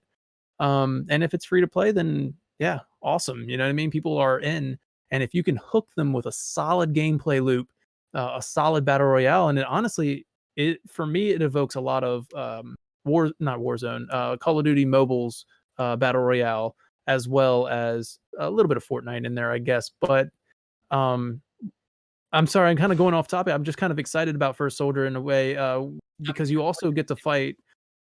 You also get to fight PVE. It looks like so you got PvP, VE going on as well, and you can summon. There's a lot going on in the First Soldier that I think could make it a pretty successful, I think successful it's battle royale. yes. To be honest, like as much as people hate mobile games, I think that game has a lot of I mean, if I had to play any battle royale, yeah, it'd be Yeah. one where I could use. If I had to pick one, it'd be the one where I Yeah, could absolutely. fucking summon Bahamut. Like that'd be rad. I Like, mean, I okay. just hope that they allow controller integration. I use the word integrate again, but like Yeah. I hope they have oh, I'm control. positive that. I mean, even like mobile versions of Fortnite have like They do. you can yeah. Like I would be amazed if Yes. they didn't have some level of that. I mean, even if Mhm. not, I'm sure if you get it on BlueStacks, there'll be a way to sync it up with your controller on a way that works with the touch screen. People Yeah, will true. figure it out. Even if they don't support it, people will figure it out because People it's figure that out. Yeah, Yeah. people I always remember figure when that stuff Call of out. Duty Battle Royale came out, people were doing that. So I mean, okay, the 30 years ago is such a loaded time in the Final Fantasy VII Yeah. timeline that it bums me out that this is what we're getting to a degree, because like there might be. I mean, it's not to say that we might get if it generates enough interest, it could be like, oh, people like this time period. It doesn't have to just right, be like, well, and there this is an your Ever Crisis 30-year-old time period. Game. Yeah, It there could is be an like, Ever Crisis segment about the First Soldier that's being developed, and Mhm. so we'll get like a way to experience that time period a little bit. But like so much stuff happens. I mean, Vincent is a Turk at this point. Genova is discovered 30 years Mhm. ago. I mean, there's so much cool stuff happening 30 years ago in the Final Fantasy VII, in like 1977 or 1977 in Midgard time is just like it's awesome, popping, dude. That's the Renaissance. awesome, in Final awesome popping lore off, time. bro. Loveless just came out. Yeah, Things We are got popping another one off. coming later. Loveless is coming out for the 10th time, and everyone's like, "Damn, this is it's the same thing. Can't wait to see it in 30 years." But here, So check it we're out. The other cool thing about the First Soldier is that it's coming out this year. So it's like it's gonna be When is it like coming out? we don't know the exact date, but Okay. I'd say it fall. it looks pretty done. So I think it's more like they're just gonna time it for when it's when the rewatch that interest trailer. is the most valid. Like Mhm. like when's it gonna create the most buzz to move forward. And I will say this looks better. When 15 came out, two mobile games came out that were 15 related, and one was a straight up rip off of what is it, Fire Age. uh Night Sky Prince will know. It was like what was that called? Oh, a New Age or a New Mhm. Dawn or something like that. It was like this dumb world building. New Empire, I think. New Empire, yeah. And Think. where they just repackaged this popular New Empire, yeah, this popular like mobile format and forced it into the universe of Final Fantasy 15. And then they had Final Fantasy 15 Pocket Edition, which was really good. It was arguably better than 15 from a narrative perspective. So it feels like they're doing like almost the exact same thing um, with this. With they're taking a known formulaic entity. Like it's sort of a running gag, but during Donkey's live stream of the state of play, he was like oh, I bet they're gonna make a battle royale type game, just cashing in. And then 5 minutes later they announced one. So yeah, there's kind of this grossness to that, but again, a battle royale game's better than a New Empire. And also, I'd rather play that than Clash of Clans, to be honest. I've seen I've played a lot of like super formulaic, like this is gonna suck games that end up not sucking. So who knows? And Yeah. whatever. So yeah. What do you guys think this means? The quote unquote bastardization of Final Fantasy VII? Do you think we're getting to a point where there's too many Final Fantasy VII titles for it to feel legitimate? Lee, I think it if you looks don't fine. mind, I'll field this question. Yeah. In a way, because I guess I've been kind of like saying bad things about remake. Not technically bad things, but I've been the kind of Just your negative person opinion. here. You're not. It's not even Yeah, bad. yeah, It's yeah. Yeah, I've been just really you're angry. worried. Like Really, I'm just really angry. I've been so angry man, this this episode. guy looks angry. Lol. This guy Lamau. And now look at him getting hype about LMAO. First Soldier. No, I'm like I'm at the state of mind where this doesn't affect the story of Final Fantasy VII to No. me, unless if somehow it does. But this is not touching sacred ground, as I said earlier. Like, this is just, hey, do you want a battle royale taking place within the Final Fantasy VII universe? Hell yeah, I do. Yes. And you could just ignore it if you wanted to. Like it's not yeah, like you can just ignore it. it's Thank pretty you. just like, well, like it feels super separate. It's just like Yes. neat. I So hate now it, but then I'm not like it's not like they're announcing remake part 2, battle royale now. they're Yeah, not touching the sacred ground. So when you talk no, about yeah, I Ever agree. Crisis, you talk about the bastardization of Final Fantasy VII. you're when you mess with sacred, like the sacred ground, that to Mhm. me is more like, wait a second, now I'm kind of Uh-oh. cautious. Like, but if you're doing something that takes place 30 years before, yeah, I'm excited to explore that timeline. I would have been extremely excited to explore thousands of years ago when Genova fell from the sky. I think that would be Mhm. freaking amazing. That would be great. Cetra But battle yeah, royale. like I want more. Like, you know what I'm saying? Like, give me Running more. about with sticks. Give me another prequel. Huh? It's like a Valheim version of Yeah, it's like a Oh survival god. Minecraft Cetra. yeah, Just like running around. So I want Sorry more to Final Fantasy derail VII it. content. Okay. When Final Fantasy 15 Yeah. released and there was like a multimedia approach of like man, here's an anime, here's a movie, I mean, the mobile game, sure, it didn't affect my game, but I mean, it had Final Fantasy 15 characters on it, and I'll play that over the other game that you guys mentioned, that was ripping off of, because I love Final Fantasy 15. Like, I'll play that. So that's where I'm okay with it. Like, so if they want to give me more Final Fantasy 7, they're going to take more of my money, especially, and like I think Night Sky Prince brought it up earlier. He said, my only concern is how they're going to this. And yeah, they're going to monetize the crap out of it. And I don't think they're going to change up their formula from what they're doing now with Dissidia Opera Omnia. They're not going to change up their formula from other gacha systems. I think this one will be super heavy into that. But the beauty of it is I don't think you're going to need to do these things to play it or to enjoy it. I'm It's there for the excited for people it, who man. want it. Yeah, I'm excited for it. I'm not even remotely against it. Yeah, it kind of sucks that they're really milking it for all that it's worth. But as long as they're not taking things and changing them, and like First Soldier ends up becoming this super pivotal thing because this is where it really starts, you know what I mean? Like, and then it's like, oh god, wait, what? But yeah, like I'm fine Genesis with shows it. up at the reactor. What's up? Like Genesis shows up at the reactor. Sort of Yes, yeah, pivotal. exactly. Yeah. Like That didn't happen, the so final, I don't know what you're like, talking about. if you're number one in the battle royale and then Genesis drops down and you have to fight Genesis, but then again, I will say that I'd rather Sephiroth was fight programmed Genesis into and the I'd rather, Sephiroth was Yeah, I programmed don't into think you'll the fight combat sim and Crisis Core, so you could true. probably end up fighting Sephiroth. So. Genesis during the First Soldier because he would be like 3 years old. yeah. Personally, I don't Best think boss fight ever. a shooting game with young children is ideal, unless he's disguised as a cactuar or something. But, This is where the real lore is, ladies and gentlemen. yeah. That's what the Yeah, Cac so Star is. I don't really care. I don't really care how many titles they release as long as they don't contradict the lore.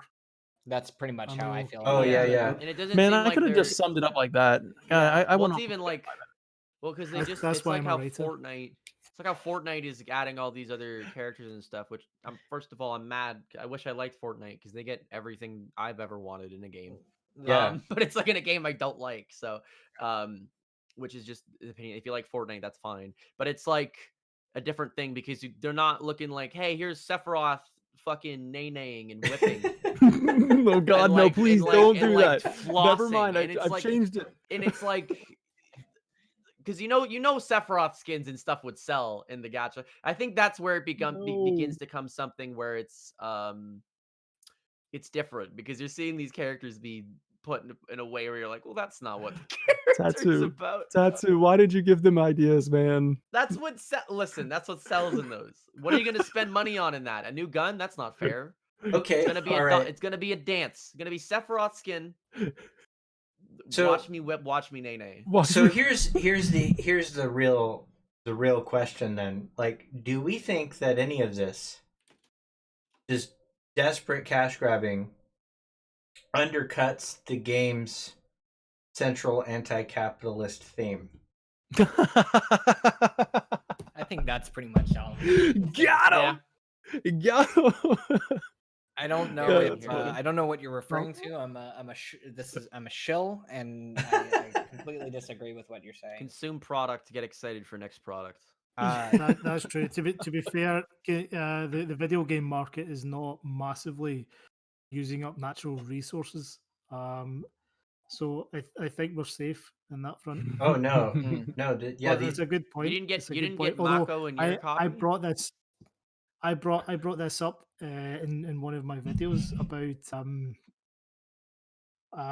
Avalanche. That obviously from an economics point of view, it's not really possible. I can't remember the actual economics term, despite having a degree in economics. But basically, there's a philosophy that you can't really opt out of certain commodities. right. That, like, for example, if you live in the US, you can't opt out of being protected by the US Army. Unless you have to like jump through massive hoops. And Yeah, they then have to it's use. completely pointless. Yeah, they have to use Mako or Shinra that's provided energy. Yeah, exactly. So you're in a situation where they're running Seventh Heaven, or they have to get up and down from the plate using the trains, or in Chapter 4 they're using the motorbikes to get up to the plate. Like all these, unless they've somehow managed to find coal or oil driven generators, like they're using Mako. They're driven by Inspire. Yeah. So the whole so you end up in a situation where Avalanche are obviously fighting for the planet because Shinra are using up the Mako, but in order to do that, they also have to use the Mako. So you end up in this sort of difficult philosophical question, and I can't remember what the entire point of that was. Well, it was amazing regardless. Just if I just like hearing you talk, to be honest. There's a lot of philosophy going on there. I just love hearing you talk, man. Your voice sounds neat. Keep saying stuff. Thanks. Thank you. What next time? Why even have anyone else on? Why not just give me a script and I'll just speak to you? Yeah. That reminds me. I actually just was gonna. Everyone else. I am gonna reach out to you after. I know you're very low on time in general, but I do want you to read some things for me at some point, and I will make it worth your while, Mo. Can somebody clip that? Oh yeah. Somebody clip that. Somebody please exclamation clip that part point specifically without context. Almost just private use. Almost as good as the Krispy Kreme comment last time. That's right. That's right. That's the real. That was the real kicker for me. Dude. I've never been so excited to eat donuts in my life until you said that last stream. Cream everywhere.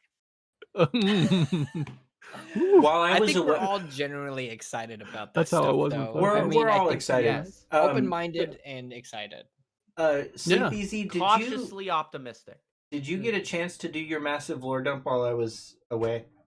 Sort of, but I'm glad that I didn't have. I did what I needed to do in regards to what was right. Because you gotta hold some of that close to the chest. There's some of it that I haven't talked about, but I'm excited to talk about. 10-hour videos coming out soon, so yeah, and look forward to the I will watch every bit of it. Installment. Yeah, we'll get there.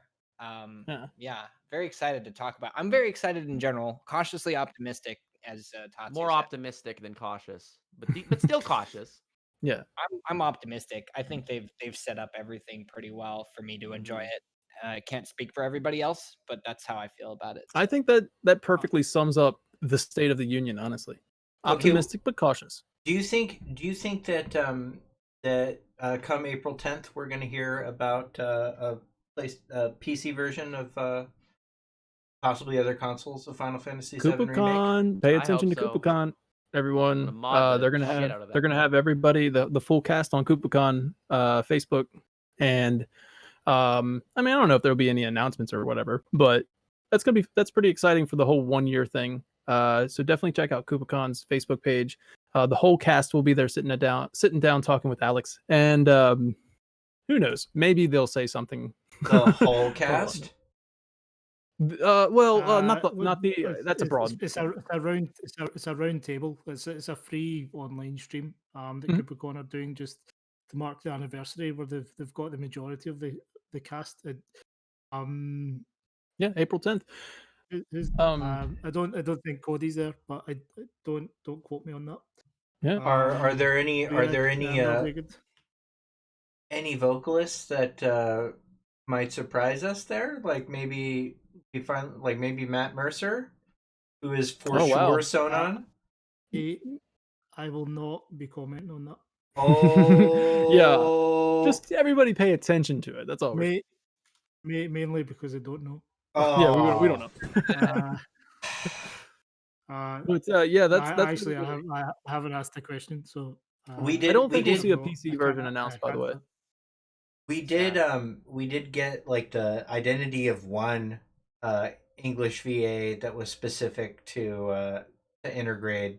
By the way, it was for, and she won't even confirm the name of the character, but IMDb has her listed as Neo, which does, I'm a little skeptical. It seems like it could be Nelly, but we'll see. Go ahead. I'm sorry. What I was going to ask is, were there any details of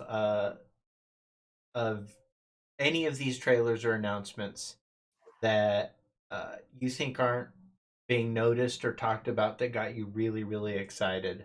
And that's for everybody. Before that one, I kind of do want to go back to that other question. You asked if you think a PC would be announced, a PC version. Oh yeah. I said that I didn't think so, but on second thought, if you're, the exclusivity deal is going to be running up April 10th, and I think it will be coming to Xbox. Whether or not Intergrade comes to Series X is another question, but I think we will get Remake coming to Xbox, and maybe possibly an announcement whenever they're legally allowed to. But I think it will be shortly after April 10th. We'll get an Xbox release, and as far as PC goes, man, I just cannot wait. I mean, I don't have a PC that can run it, but I will get one if somebody mods it and puts actual blood in the trails. So the blood trails. You know what I mean? Let's make it rated M. Totally agree. Oh, it'll be rated way harder than M by the time, be the first thing that happens. I'm gonna go ahead and I'm gonna go ahead and second that, which is that I actually will go a step further. Is I think that the Kingdom Hearts release is also something that sort of is a precedent to what they're gonna be doing with Remake as soon as the exclusivity deal is up. I was expecting Remake before Kingdom Hearts. Yeah, same. So if anything, I'm like, well, that's an inevitability. It's a follow suit at that point because Disney's already a notoriously difficult company to like get any of that stuff rolling with. So the fact that it happened at all is one thing. Square is going to fall at some point with a PC release, I think. Yeah. Depending on, there's Do you think a lot it'll of be rumors Epic about Store that stuff. exclusive? I think it will be Epic Store exclusive for a time if there's something a part of that deal that made it so that was the thing. I think it's setting a precedent. Or anything, so. Yeah, so exactly. It's still going to be accessible. It's still going to be a good, just a matter of how they port it. It being on the Epic Game Store is just, that's a separate conversation entirely. And as far as what you're saying, as far as like things to look forward to, I think that the one thing that I got very excited about is that the whole Deep Ground mention in Remake before this trailer ever came out I thought was like a rewrite, but it seems like I'm answering this very quickly, but it seemed like a rewrite of Deep Ground, and I Right. wasn't expecting to ever see Deep Ground soldiers in the flesh the way that they were supposed to Yeah, be. real deep ground. Yeah. Now it's more of an expansion, I think, and because that's so heavily hinting at Genesis and Azul and all that other stuff, I'm fully expecting, and I'm saying that here so that if I don't get the video out on time, that's just how it is. But I fully expect Genesis to be revealed in this segment to some degree because I there's do no as well. other If they good don't, place to do it. There's just no yeah, other place. I was talking about it with Final Fan TV the last time I was on his podcast. That because we're leaving Midgar, there's no other place to introduce it until we get back there. But now because that that's where he's at right side now. I mean, it story, better not be at the Nibelheim flashback. yeah, as You know long what as I he, mean? And I'm here too. Just I like think, I think No. that's the only good. Well, it shouldn't be because in Crisis Core it only appears after Cloud's flashback Right. ends, Yeah. so Mm, Right. it shouldn't actually be there. okay. Go. Okay. I suppose it depends on how they That's what I'm tell the excited. flashback. But I'm excited to see either Shelk, Azul, maybe Rosa the Crimson. I want to see Vice utilize all of their abilities in his boss fight, and then I'm very excited to be see. an actual character. Yeah. Yeah, very excited for all of those things. I think you'll see. It's very possible you'll see the Spheres in the actual VR simulator. Yeah, but me too. I don't think they're going into Deep Ground. Deep Ground. I think the facility is actually going to be somewhere in the central tower. I don't think it's going to be all the way into Deep Ground. And if that's the case, Rosso won't be there because it's very clear. It's very clearly defined in the online version that Rosso is not allowed to leave Deep Ground. Right. Vice and Nero are only ever unchained for very, very special missions.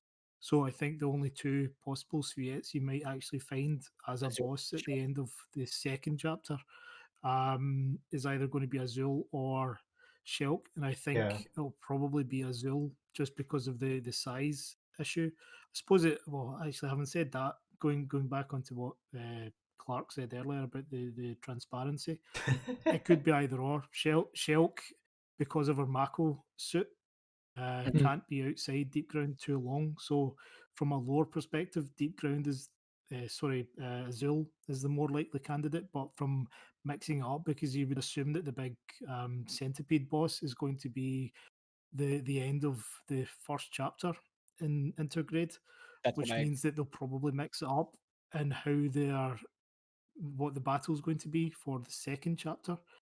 So you would anticipate then that the boss is actually going to be someone much smaller and nimbler, which Mm. obviously fits Shelk's description. So, or it could be A something good parallel completely to different. Yuffie. But, Yeah. A good Uh-huh. parallel to Yuffie Yeah. too. I think the exactly. I think there's a couple of reasons that point to Shelk just beyond Sister ray tracing. beyond ray tracing. One is that like um she made a very sort of abrupt and like kind of unnecessary appearance in Opera Omni in the Japanese version. Became a playable character and got her a whole chapter, and like the timing of that is weird. Like there are way too many Final Fantasy VII characters already in Opera Omni. It's like kind of a complaint. Like there's only two tactics characters, and there's a bunch of major. There's no Riku in it. Like there's a bunch of major characters that got skipped so that Shelt could be like reintroduced. And I do know that it's Chiba's like favorite character. That's why she ended up in World of Final Fantasy for whatever dumb reason. But I think that's sort of a strange contextual thing. And then also, I think we all, as weird as it is, I think we already got our Azul because that behemoth is so like such an aggressive Azul reference. Like the Behemoth Zero is basically Azul. For any of you that haven't watched Sleepezi's videos, I think did you point that out in number 5? I pointed that out in number 5, I believe. Yeah. Yeah, I yeah. think. So, anyways, One check. very, very, very quickly to jump in there. Did you know that I've been trying to rack my brain around why it would be called Type Zero, and you and I both know what the history of Bahamut and Behemoth is, Yeah. linguistically and historically. In the original Japanese release of Final Fantasy VII, Bahamut Zero is called Bahamut Type Zero. Did you know that? Oh, I did not know that. So we're in a Whoa. situation where Bahamut Type Behemoth Whoa, Type Zero that blows my mind. change. Oh, that's Wow. awesome. So, okay, for reference, and I hate to, I mean, we Sorry. could just do a full Fell down the full stairs. 6 hours on this, Yeah. if you wanted. But no, Bahamut and Behemoth, are etymologically the same thing. There's a very long story. I've written a very long article on why Leviathan, Behemoth, Bahamut, and Tiamat are all essentially tied to the same mythological figure, but just through the bizarre etymology and through sort of culture grabbing, it's all changed. But what didn't you guys hear? Bahamut Type Zero. I think that's what they were mentioning. So okay, what Mo just said is that what you heard was cutting out. Everyone was surprised. I can't wait to watch that back on stream and just see everybody really happy about Zero sound. Something. But what Yeah. Mo said, is that in the original Japanese version of the OG, Bahamut Zero was Bahamut Type Zero, and so Behemoth Type Zero is a fun nod to that, especially considering that Behemoth, Bahamut, Leviathan, Tiamat, and even Kujata are all related to the same character. They take different roles in this famous duology of a serpent and a beast type thing, or a fish and a beast. It's this long storied thing. If we had 3 hours, I would go into it. But so that's a cool nod. I don't think Sleepezi even has 3 seconds. But, Yeah. Yeah. Unfortunately, I have so- to step away myself. Yeah. So I would like to say though, before like anything else happens, that I could talk about this fucking forever. Oh, If yeah. real life wasn't involved in any way. But I really want to thank like everybody for being here. Like you all know that I like love talking to each and every one of you about all of this. And I'm just super excited to talk about this stuff again when we might see more information coming out, and maybe for Mhm. play or anything like that. But I Yeah. just appreciate all of you guys for being here. Yeah, but unfortunately, I have to. step away. I think this is a good time to wrap up. So anyways, I know take care. It was good to speak to you, Owen. And yeah, I'll need to like bugger off as well. and It's I 1 think we all a.m. do, here. yeah, at this point. Yeah. But it's been really fun, guys. You guys have all been just absolutely the best possible guests. And and for everybody in chat that followed along, this was really you guys were very supportive and fun, and I couldn't even keep up with all the chat. It was so nuts. So Yeah. It's awesome. So a massive thank you for tuning in. And Tatsu, it's been lovely getting to meet you, man. Absolutely, jokes aside, it's been good fun. No, yeah, to meet some of you guys has been amazing, and you guys are so fucking cool. Oh, The feeling's mutual. Thank you guys so much for having me on. This was a pretty big honor. This is why I started Final Fan TV, to be honest with you guys, like to have conversations like this, to be invited on, who I consider legends, super fans of Final Fantasy VII. So thank you so much, Clark, for inviting me to be on this show. Yes, thank you for setting this up. Yeah, thanks for setting it up, man. All right, guys. It was good to have you. yeah. Star Thank you guys. Wars analogy and all. Yeah. Hey, man, was it better than the cake analogy though? Oh man, I took don't like know. 3 seconds, man. Oh, that was Yeah, that was yours took rough. like 3 seconds. Okay. Man, this guy's talking about Star Wars for like an hour. What the fuck? Like, Okay, I love you all. Bye. All right. Bye.